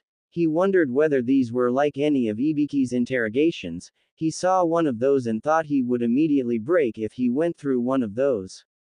A metal mask wearing black armored female took him to the interrogation room. It wasn't what he expected. He expected something similar to Ibiki's dark cave. This room was bright. It had wooden tiles as floor and a simple place where his head was placed. It was similar to the thing that Inoichi used to hold people while he entered their minds. The Uzukage appeared, and Kiba immediately shouted at him. You damn bastard, when I get out of this, I'll rip you apart. Perhaps, I could easily make you face physical pain, but I'm simply wiping parts of your memory that hold information on my village. I'm sure your Hokage would do the same. The Uzukage told him, as he started his jutsu. Kami no Shinton, God of Mind.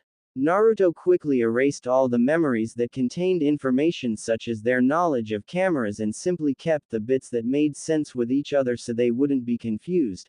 He then looked for information on Konoha. He found quite a bit of stuff, but he didn't look at their personal life as he didn't want to intrude.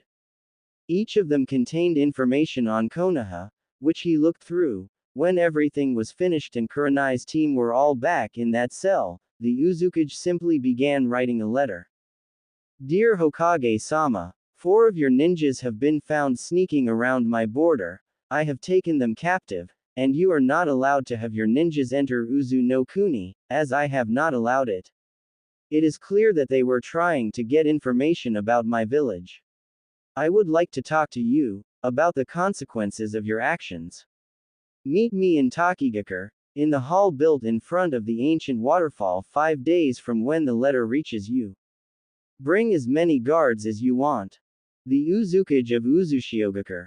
3 days later, Danzo growled when he read it. It was his first sign of emotion in front of other people in 8 years. Uzushiogakure. I can be your bodyguard, Naruto. Kazuki said. No, Kazuki-sensei, I'll go alone. Naruto firmly stated. What if they try something?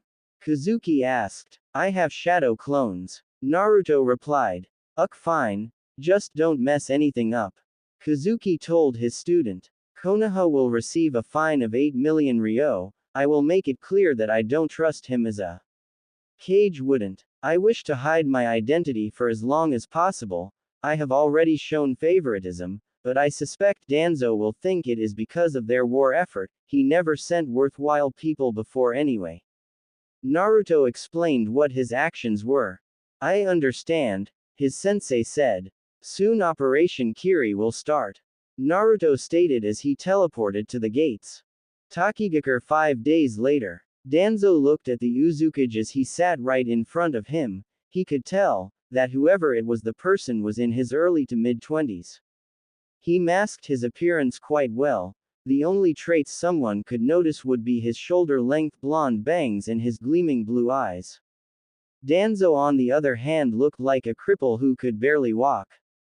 Danzo also felt a bright, sunny, cheery, but also a powerful aura from this blonde. However, he didn't fear that. Hokage-sama, please sit down.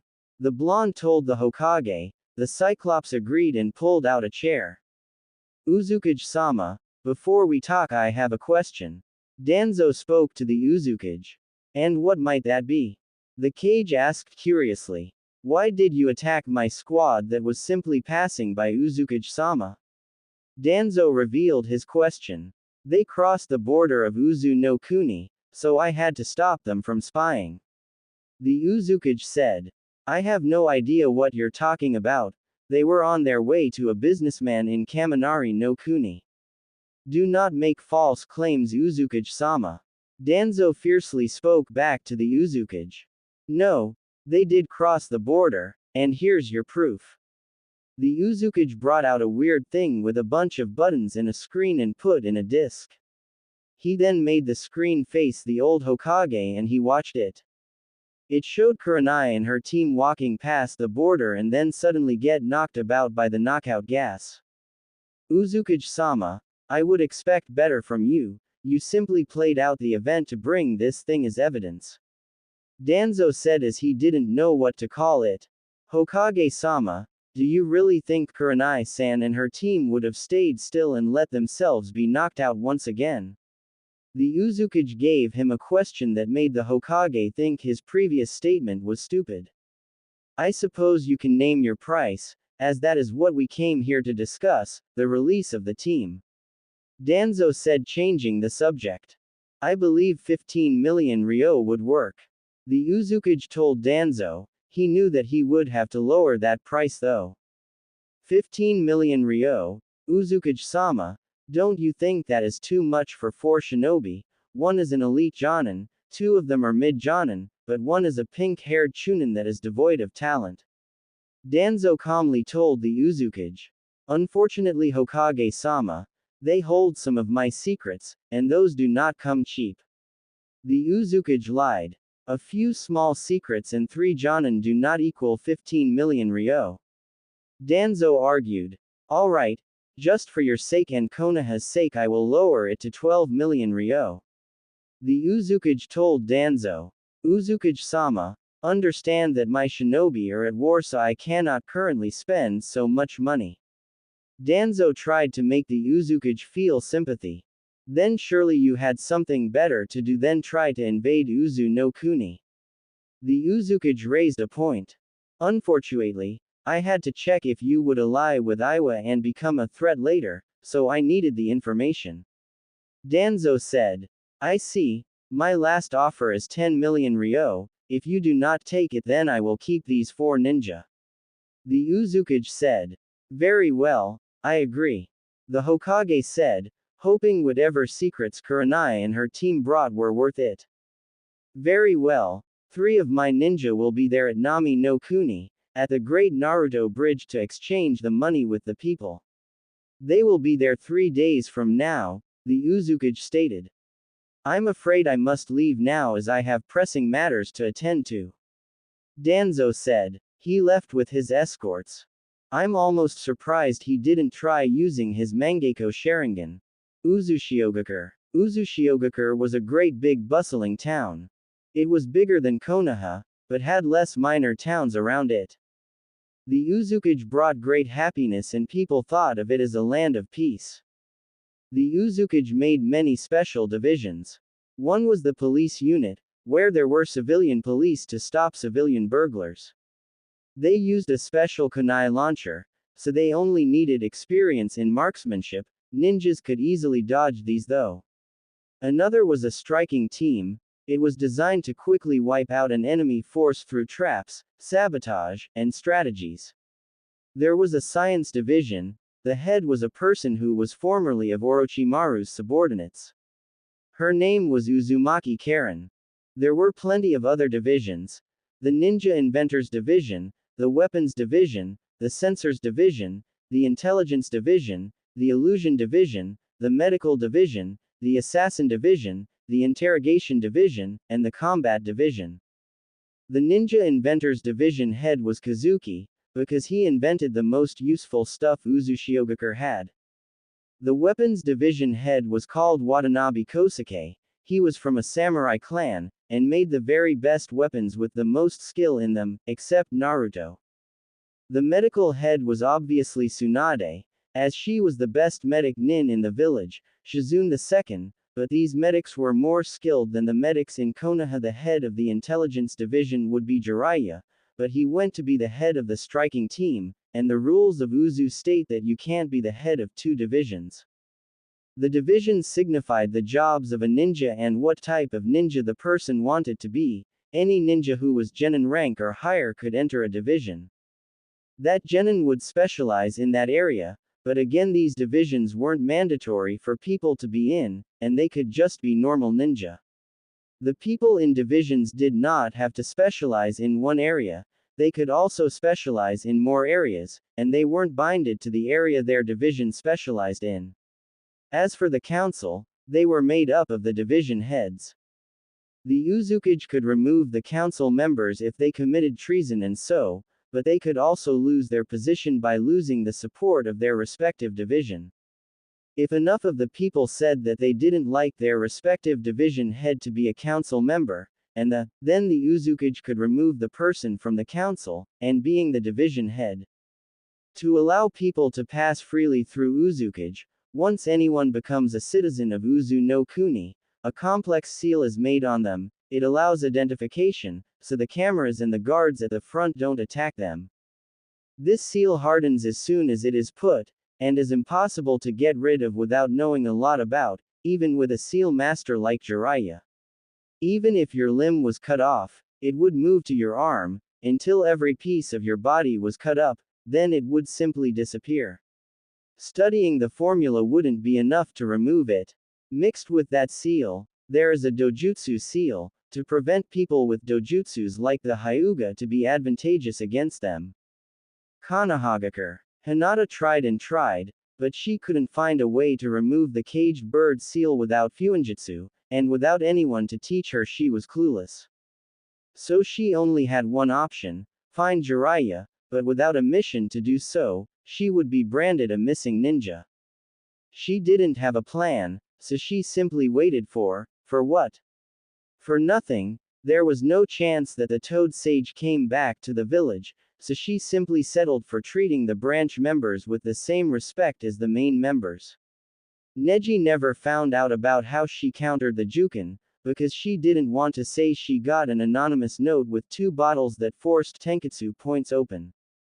Meanwhile Danzo was furious that the team learned absolutely nothing and the Uzukage duped him, by making them worth more, by saying they carried his secrets.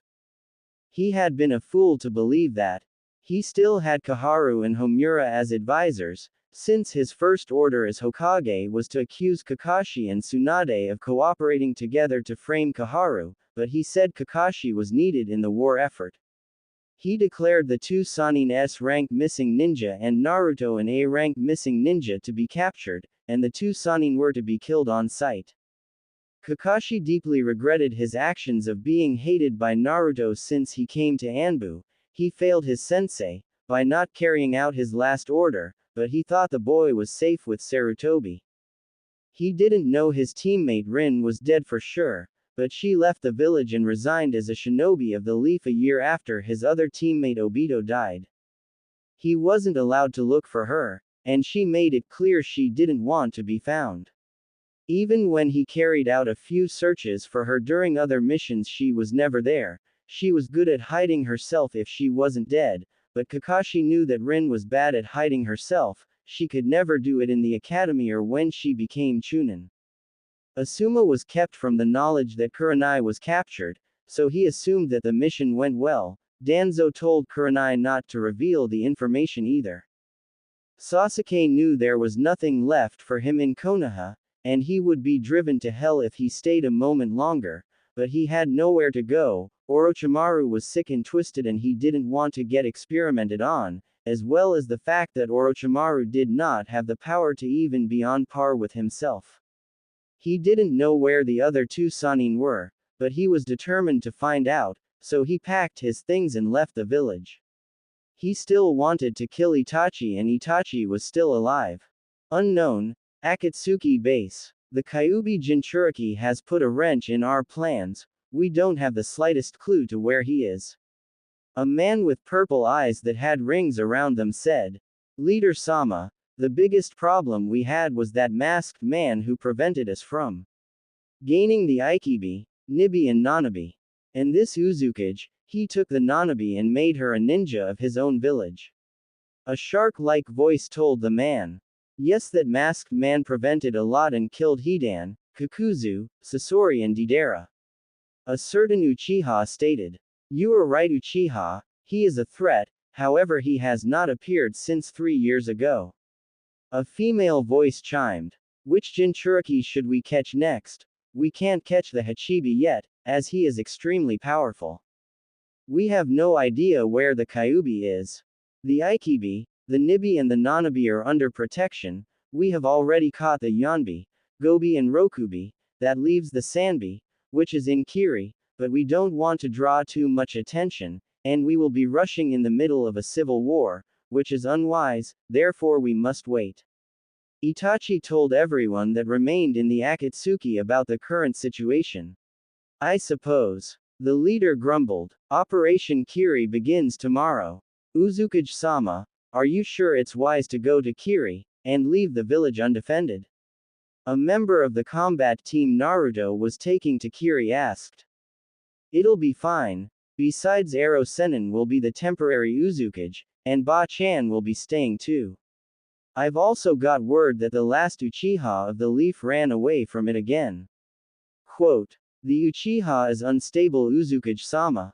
Another person questioned. More like driven for power. His brother slaughtered his whole clan in one night, then used a Mangekyo Sharingan technique called Tsukuyomi to make him experience his clan's massacre for a full 72 hours, while it was only 3 seconds in reality. His brother told him to hate him, and that's exactly what he did. He now desires the power to kill his brother more than anything else, even his village. Naruto told his former best friend's story. I see, the person replied.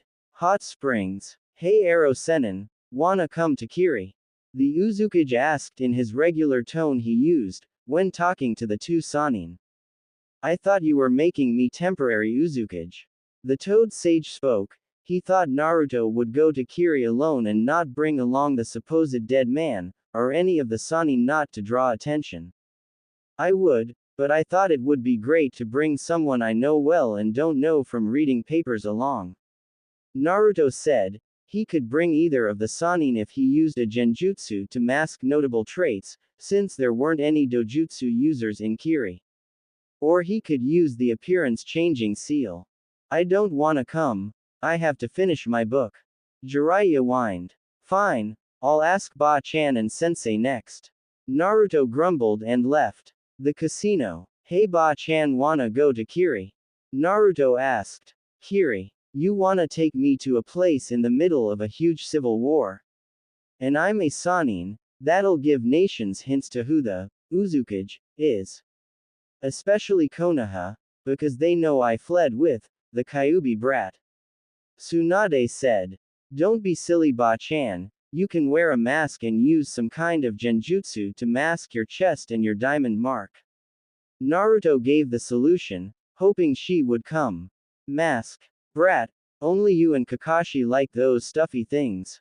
Tsunade growled. I'm not talking about my mask, I'm talking about a metal mask. Naruto explained. Those are even worse. The female Sannin gave a negative response.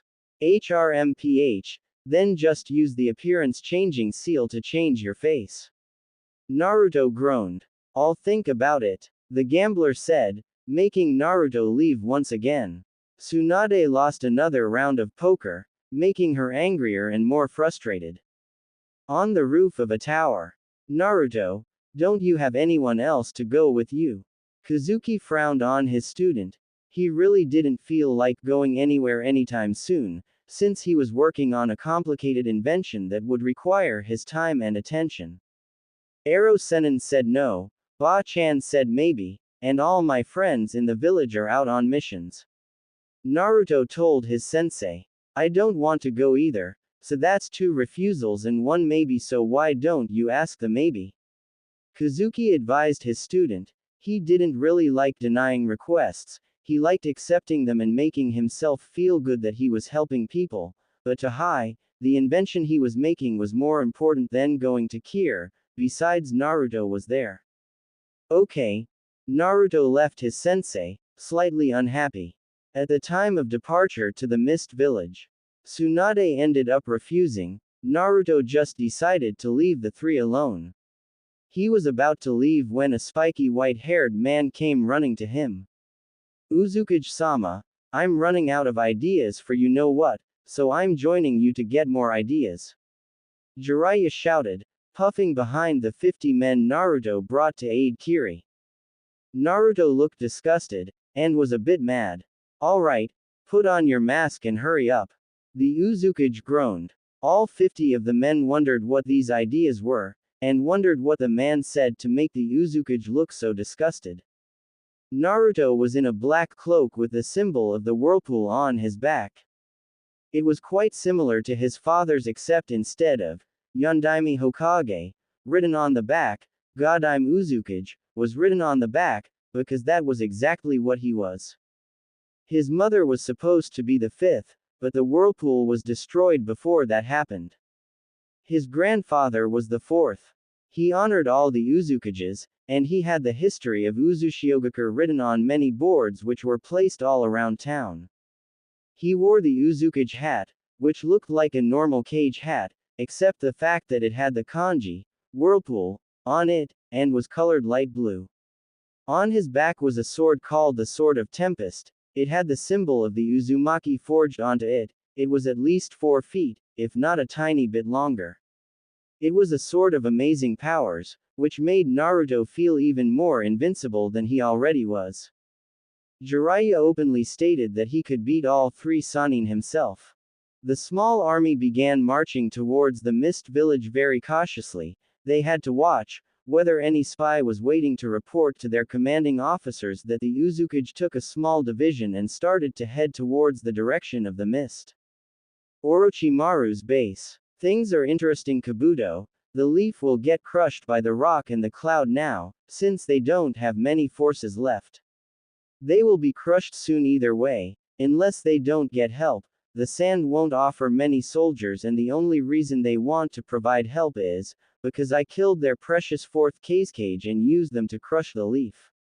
They seem to still hold such a grudge, hissed a certain snake. Orochimaru-sama, they could get help from the whirlpool, seeing that they were long-standing allies with each other.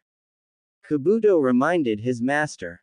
Kabuto, I find that quite unlikely, because that was back in the era of the foolish Shodai Hokage's reign, with the will of stupidity. This new leader, Danzo, has already tried to spy on this Uzukage. Danzo got caught, and this is likely to make the relations much worse. This Uzukage is no fool like Sarutobi. He knows that if he makes an alliance or something close to that, he will suffer for it, and Danzo will steal the village's secrets. Orochimaru told his assistant. What do we do now, Orochimaru-sama? Kabuto asked. I have heard that Sasuke-kun has left the village again. Kukuku, you know what to do. Orochimaru grinned evilly. I see. It will be done immediately, Orochimaru-sama. Kabuto obeyed and knew what his master had been planning. Soon the Sharingan will be mine. The snake declared. The great forest of Hino-kuni 8 p.m. Sasuke simply tore at his head looking for power. He began to think about Orochimaru. The snake could give him a bit of power, but not nearly enough to defeat Itachi. He was half thankful that Naruto left, because as soon as Sasuke realized his so-called best friend was gone forever, his eyes developed into the Mangekyo, but through excessive use of it he started to lose eyesight. His sight was deteriorating. He had only one purpose in his life, to kill Itachi, so he didn't care for his eyesight much. After searching a couple of gambling casinos he couldn't find the slug Sannin. After searching a couple of hot springs he couldn't find the toad sage. He wondered if he ever would find them, and he suddenly remembered that if he found them, he'd likely find the Dobi. He'd also be blamed for making him banished. So he gave up chances of finding the Sannin. He also ran away from Konoha with no legitimate reason and would likely become missing nin in their bingo books. He could always go to a different village. Since Konoha was being crushed he could join Uzu, Kumo, Iwa, Suna, or even Kiri. He arrogantly thought that he would be let in immediately and treated like royalty, because he was the last survivor of the Uchiha. He decided to think about it. Kiri is in the middle of a civil war and I'm not giving anything for those who aren't worthy of Uchiha blood. Kumo, I don't know, the Raikage would be quite happy with my blood, but I'm not sure he's worthy.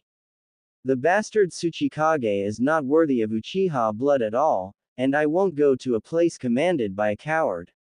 Suna has a weak cage, and I'll never go back to Konoha.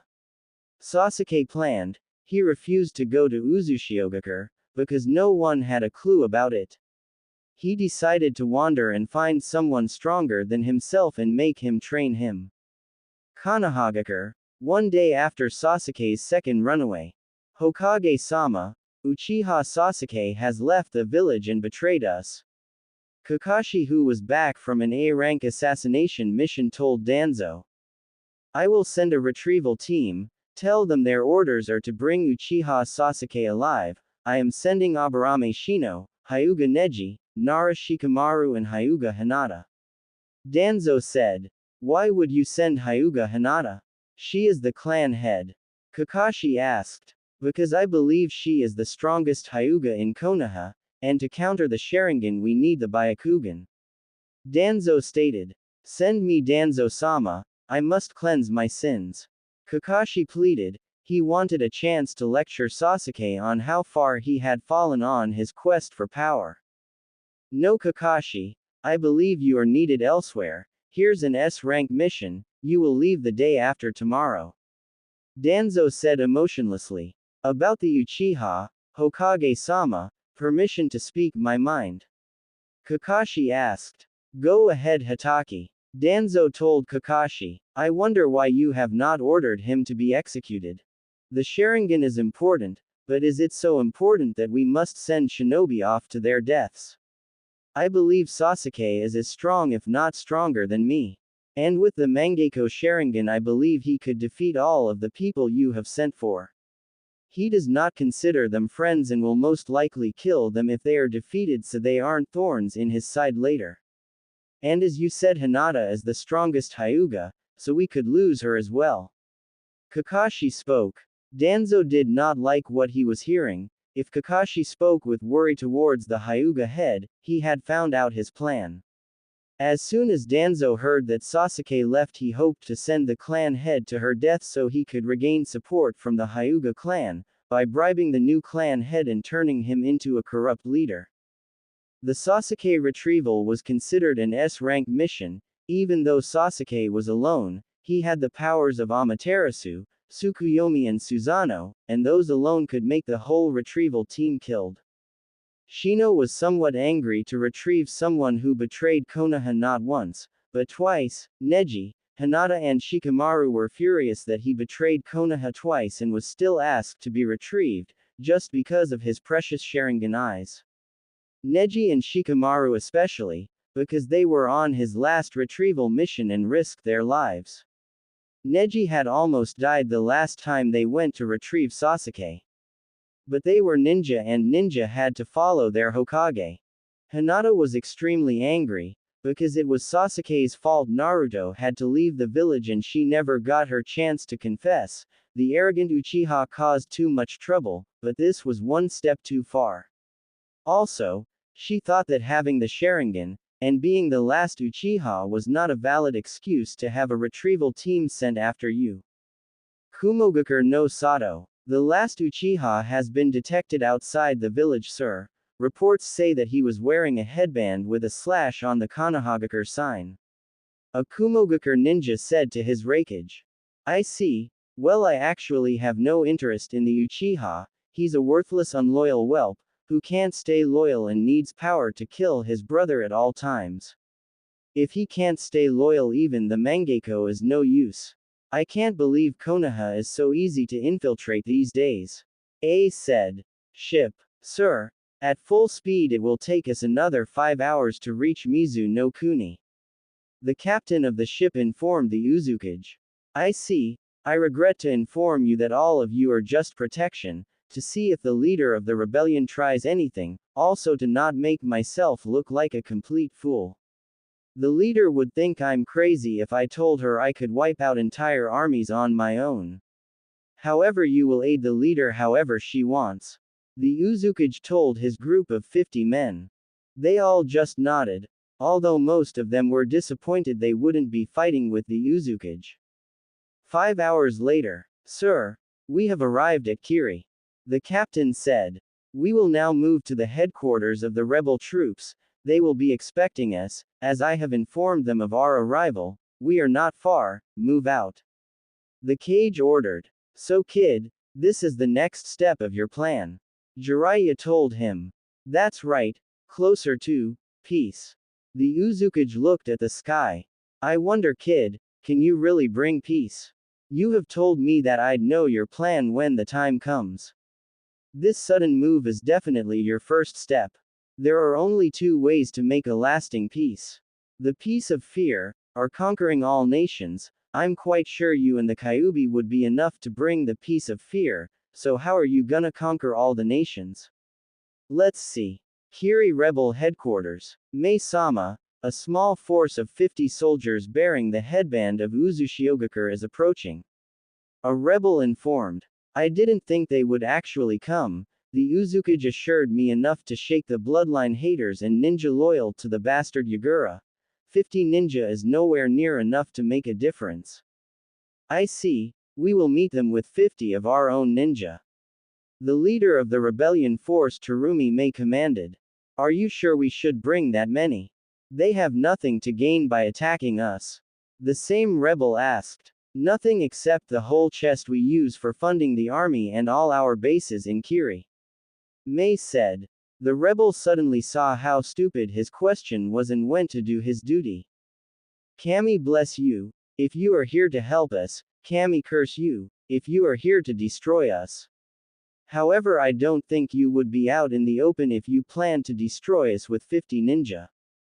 A huge field near rebel headquarters 3 p.m. The two leaders came face to face, one blonde and one with auburn-colored hair. They marched towards each other. The blonde wore a mask and hid most of his hair except his chin-length bangs. He took his hat off to reveal almost golden spiky hair, much like his dad. Most of his features on his face were from his mom though. The side from Uzushiogakure wore headbands with a swirl engraved on it, while the rebels from Kurigakure wore headbands with 4 slits on it, 2 on each side. Mei-sama, I have come to aid you in your rebellion against the Yondaime Mizukage Yagura. The Uzukage said in a formal tone. Uzukage-sama, I mean no disrespect, but what is this? You told me you would be bringing enough soldiers to defeat the Mizukage, not 50, a tiny amount that is unlikely to survive. Mei Terumi said in a formal tone similar to the Uzukage's. Mei-sama, I'm quite confident this is all I need to bring Yagura to your mercy. The Uzukage replied. Are you sure? I do not have faith in 50 soldiers to bring down the force Yagura has, which is at least 12,000. Mei had a slight frown on her face. Let's make a bet. The Uzukage smirked slightly. A bet? Mei looked confused. If I can bring down the next army of soldiers Yagura sends single-handedly, then you have to formally apologize for doubting me. If I can't, then I'll give you a full 50 million ryo. The Uzukage lost his formal tone in that sentence. I accept. You said that you would do this all free of charge, but why? What do you have to gain? Mei questioned suspiciously. Simple. Friendship in this country. I know that if I ask Yagura for an alliance, he would never accept, unless I gave him all of the secrets of my village, that is currently unaffordable. Therefore I would never gain any kind of friendship in this country unless a new Mizukage was chosen.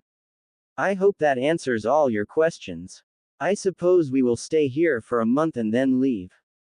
The Uzukage explained, and then moved towards the base.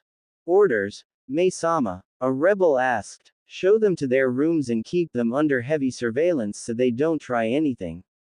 The leader ordered. All this time Jiraiya was using a genjutsu that made it look like he wasn't doing anything, when he was actually writing ideas. Not that the Uzukage was oblivious though. The Uzukage went behind Jiraiya and one word came out of his mouth. Punishment. One word also came out of the Toad Sage's mouth. Mercy. Raiden. Senin Garashi, lightning release. 1,000 years of death. The Uzukage used 2 fingers that were absolutely straight and charged up with lightning chakra and then he stabbed them into Jiraiya's rectum. The porn writer automatically flew into the air holding his electrocuted butt and screaming out loud. A lot of people were laughing, while some wondered what it was about. The Uzukage picked Jiraiya's notes up. He looked at them. A woman with auburn hair, beautiful eyes and blood-red lips who is leader of a rebellion makes a bet with another leader.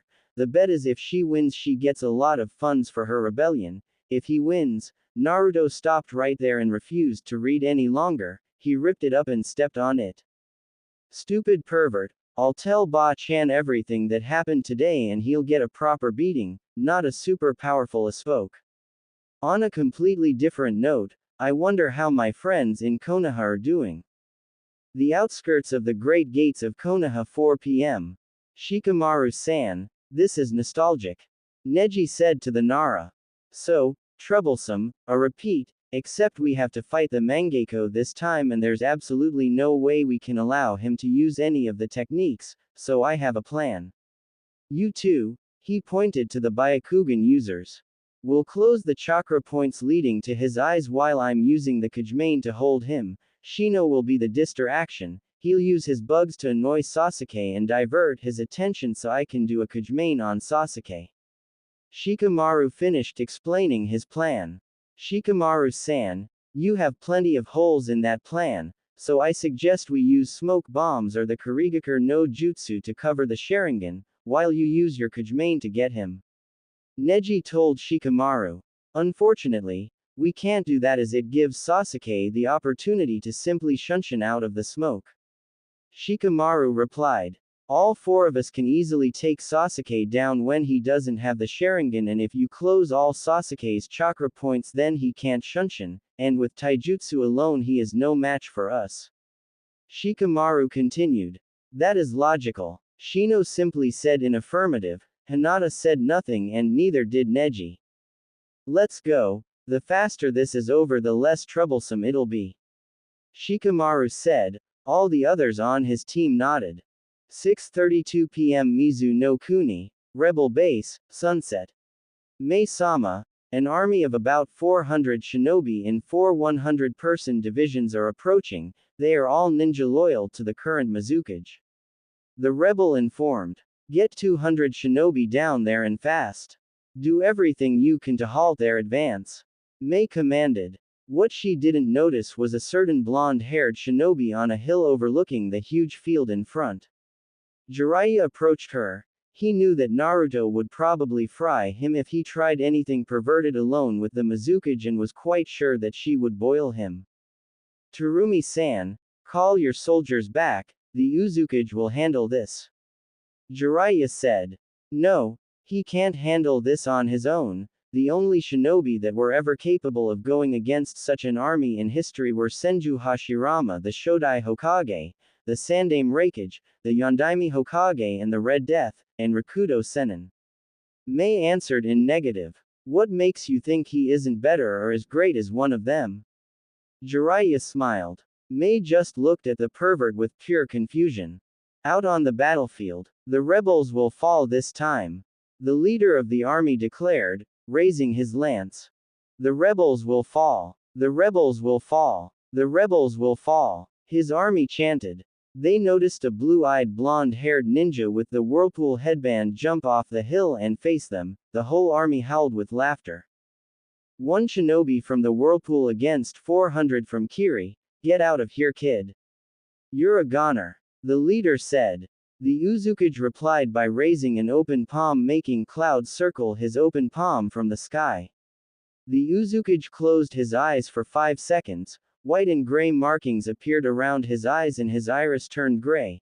His pupil slit just a little bit. All these markings signified him entering Sage mode. Kage Bunshin no Jutsu, Shadow Clone Technique. 5 clones of the Whirlpool Cage appeared. All of them raised an open palm to the sky. What the F*** is he doing?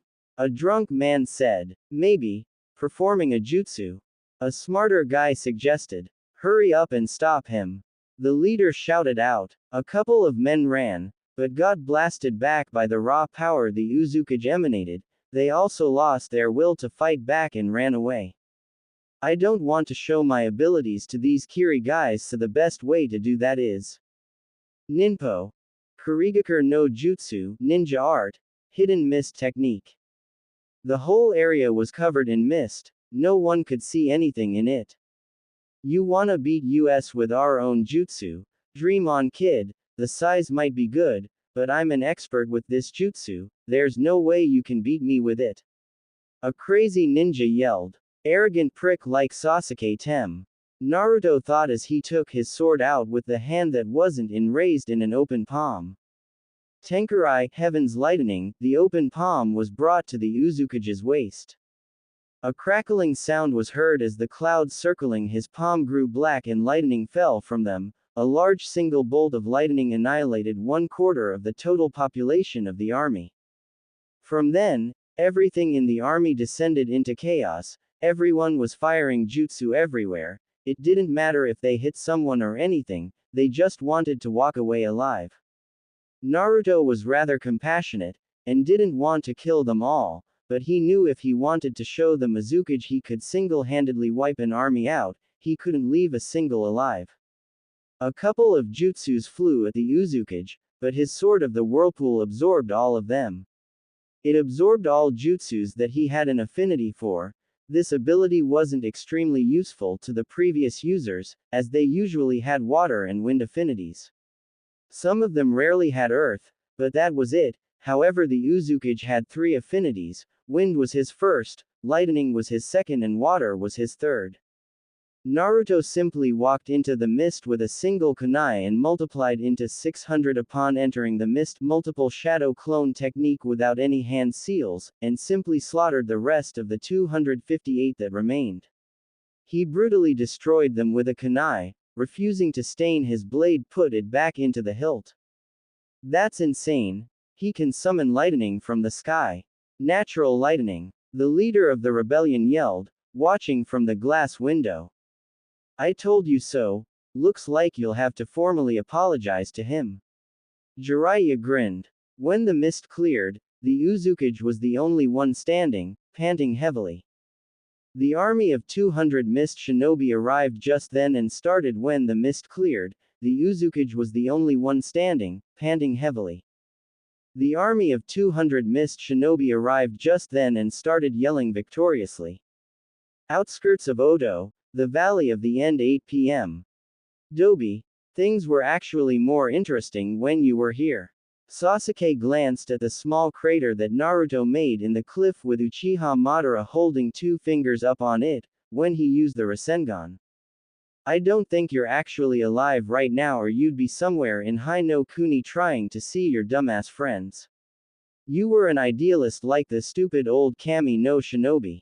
But understand that I do need power to kill my brother and you stood in the way, so I beat you down until you started using the red chakra like a cheating scum. Sasuke frowned as the memory wasn't pleasant. At least I did gain power, but I'm not sure that I'm on par with Itachi yet. Sasuke continued to talk to himself, when suddenly a smoke bomb was hurled in the air. Uchiha Sasuke, Orochimaru-sama would like you to surrender. He can offer you power if you come with us. A voice told Sasuke. Really, Kabuto? Well, tell Orochimaru that I don't need his help at all. He's nothing more than a pathetic weakling unworthy of Uchiha blood. I can't believe you work for a sick pedophilic snake like him. Sasuke laughed maniacally. The smoke cleared, revealing Kabuto and Gurren. How dare you insult Orochimaru-sama? Gurren bursted out. Sasuke simply changed from his normal Sharingan to his Mangekyo Sharingan. Tsukuyomi, god of moon. Gurren found herself in front of Sasuke. For the next 72 hours I can do whatever I want to you. I control time and space here. Time passes how fast I wish it to, Sasuke said in an Itachi-like tone. You will be shown what Orochimaru does on a daily basis. Sasuke smirked, making Gurren see all of Orochimaru's pedophilic experiments and went into detail. No, you're lying. Orochimaru does not do these experiments. Gurren cried out. For the next 45 hours Gurren was tortured with mental pain until she gave in. Then she was tortured physically, seeing at least 30 Sasukes with spears in their hand, sipping her apart. Then she found herself healed, and had to endure that again. Every time was 1 second, so she had to sit through 45 hours of watching Orochimaru experiment, mutilate and torture humans of all sizes, and then she had to endure being ripped apart 97,200 times. Naturally she went into a coma, as she mentally couldn't take it. Sasuke knew about the pedophile's experiments, because he was considered a highly important elite Jonin of Konoha and a clan head, so he was let on a lot of the village's secrets. The only thing that even the Hokage didn't know about was the Yondaime's heir, because Tsunade took it so the old war hawk wouldn't know. Damn it, one Tsukuyomi and I probably will also go. Kabuto muttered worriedly. Oh no, Kabuto, I plan to have you burn until not a bit of you is left. Sasuke grinned maniacally. Amaterasu, god of sun, Kabuto suddenly began burning to death, although his regeneration ability slowed it down. Sasuke's right eye began to bleed out of control. Doden. Mogurgake no Jutsu, Earth Release. Hiding like a mole technique, Kabuto managed to escape from being completely burned by shedding his skin underground. Damn it, skin shedding. The Uchiha scowled. He was steadily losing vision and saw mostly a blur and needed glasses to see properly. Naturally he refused, so Danzo had to make him wear contact lenses, but the Hokage feared that if he continued using such techniques, he would lose his eyesight altogether, and the only people with Mangekyo Sharingans were Danzo, Shisui's eye, Sasuke, full set, and Itachi, full set in the other eye of Shisui, and Kakashi, Obito's right eye. For this reason Sasuke would always be sent to kill Itachi, as Danzo knew about the eternal Mangekyo Sharingan. Most of the ninja who knew Naruto and viewed him in a good light, hated Danzo. The academy instructors were rather useless and Iruka was fired as an academy instructor and put into active shinobi duty, because Iruka held the will of fire strongly, and he refused to let people lose all their emotions. For this reason until Konohamaru graduated, Iruka was still teaching. When the fresh batch of genin arrived that year retaining all their emotions, Danzo was absolutely furious and fired Iruka. Danzo became the Hokage 1 year after Naruto's banishment through the use of Shisui's eye. It meant the W Pearl to the Hokage. The only things he had to fear were the destruction of Konoha and Shisui's eye. He knew if Shisui's eye was discovered, Sasuke would be screaming for his blood, and the older council members, who knew Shisui would suspect him of using his ocular powers and remove him from the office. The Uchiha went on his way, unaware of the retrieval team coming his way. Kurigakure, Mizukage's office. That force should have wiped out the rebel base, or at least hurt it bad, so I can send in another force to wipe them out. The Jinchuriki of the Sanbi, and the Yondaime Mizukage Yagura spoke to himself. I have received urgent note from one of our camps near the rebel base, Mizukage-sama. The shinobi said. Give it to me. The Mizukage said, expecting it to be victory. He opened the letter and looked at it in horror. Mizukage-sama, it appears that Uzushiogakure is helping the rebels, likely to form some kind of alliance afterwards. The army of 400 trained shinobi failed to make a dent on the rebel base, as the Uzukage took them all out single-handedly. It appears that not a single shinobi returned. As you are aware, the base is only a few hours away from the village. I only know this as if the army was alive they would be back by now. So I suspect that they are all dead or captured. Urata of the Mist, 12 a.m. The Mizukage began writing a letter furiously. Uzukage-sama, you have attacked my people, and that alone can be a declaration of war. And my reports say that you are siding with the rebels. That means that you are against me, unless you have a valid reason to do so. This is an official declaration of war. Mizukage of Kurigakure. Yagura, send this to the fastest possible bird. The Mizukage commanded. Understood, sir. The man left to do his duty. The Mizukage brought the bingo book out and looked at 2 pages of it. Terumi Mei. Real name. Terumi Mei. Abilities. Cage level. Bloodlines. Dual bloodline, Fudan and Yoden. Highly skilled in using both elements and has a high affinity for water, earth and fire. Knowledge of skills. All that has been seen of her abilities is mostly Kekkei Genkei, but with the skill she uses the jutsu, it is believed that she is highly skilled in ninjutsu. Also her good chakra control may suggest genjutsu. Taijutsu is unknown, other proficiencies are unknown. Status. Formerly an elite Jonin of the Mist, currently S-rank criminal with kill on-sight orders. Physical identification. Green eyes, auburn hair tied in a herringbone, usually seen with blue outfit. Chakra levels. Unknown, formerly decent. Chakra control. Excellent. Family. Kazan clan. Name was changed into Terumi to protect against bloodline haters, as well as the enemies the clan made. Rank. S. Uzukage of Uzushiogakure. Real name. Unknown. Abilities. Unknown, but suspected to be above cage level. Bloodlines. Unknown, but rumors state that he can easily heal most damage done to his body. This is believed to be speculation. Knowledge of skills. Unknown, the Raikage is the only one who may know about his skills. Status. Currently Uzukage of Uzushiogakure, formerly unknown. Physical identification. Blue eyes and blonde hair. Chakra levels. Most likely massive if rumors are true, but unknown. Chakra control. Unknown. Family. Unknown. Bounty. None. All bounties are eliminated when someone reaches Kage status. Rank. SS. Due to his feat of wiping out the Raikage's army single-handedly. The Mizukage banged his hand on his desk. The bingo book was basically rubbing it in his face that he has no chance against his foe, the Uzukage. I shouldn't send an army against them, because they seem to be powerful, if they're confident enough to send their own Kage over to my country. What do I do? He started to think of a plan. With the retrieval team, my Kikaichu bugs have spotted him, as they can travel much faster than us.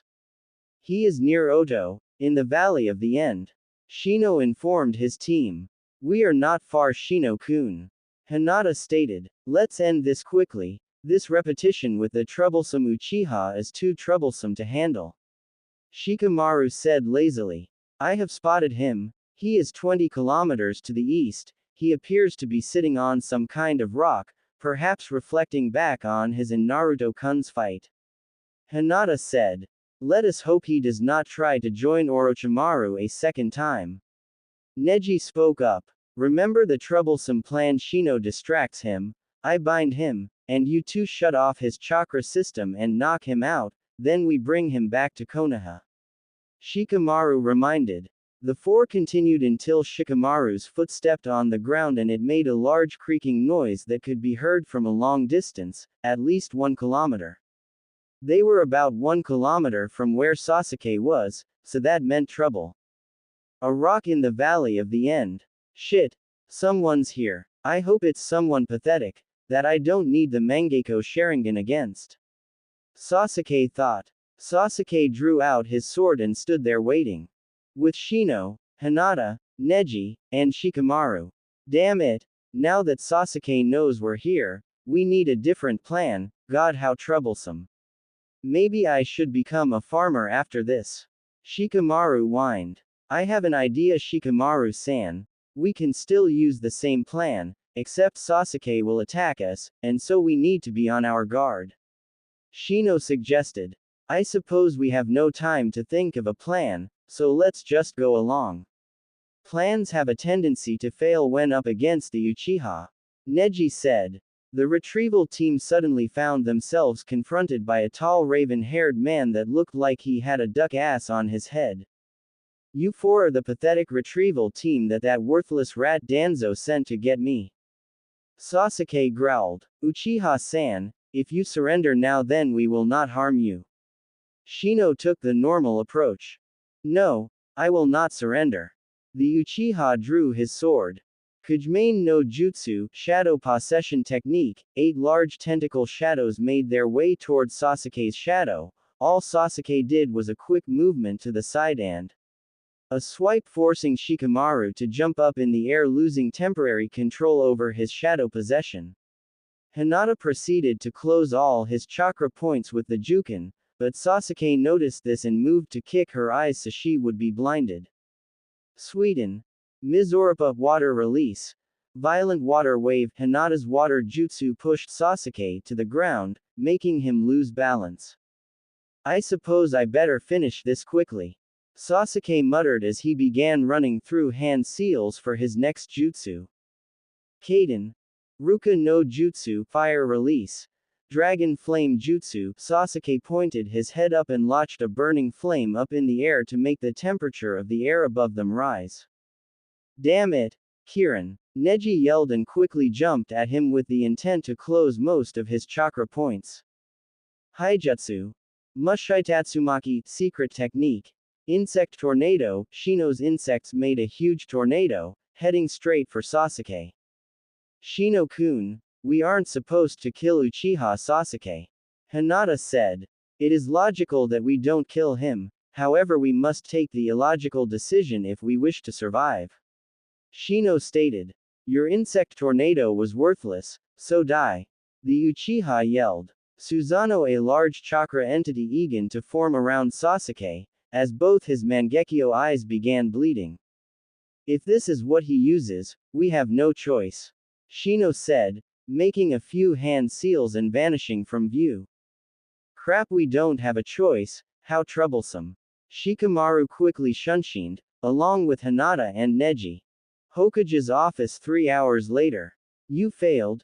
You know how valuable an Uchiha is now. Danzo emotionlessly spoke. Uchiha-san used Susanoo. Our only choice was to escape.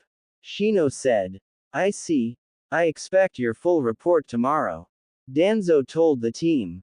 Battleground, Kusagakure. Nara Shikaku was currently in a tent, over at Kusagakure.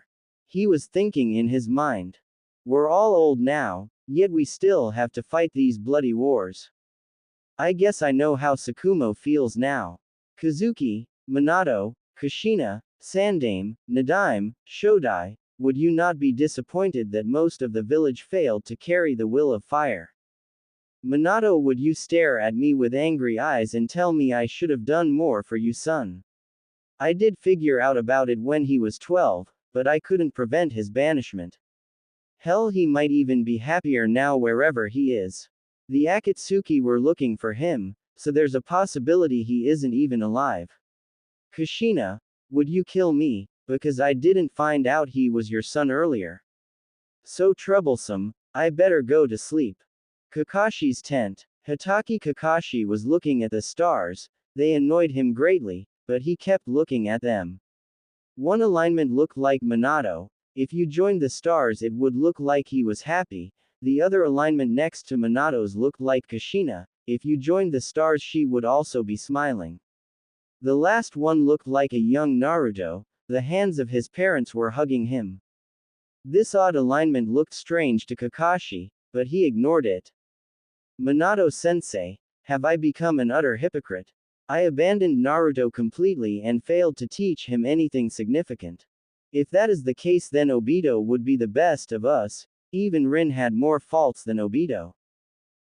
Obito, the dead last, was actually the best of us, not in skill, but in heart. I concentrated on Sasuke, who went rogue and betrayed the village, not once, but now the recent twice. Sakura is still a chunin who is still a fangirl after all these years. You were almost perfect, Minato-sensei, the only problems you had were in me. I am a sucker and a dumbass that's worse than a dead last.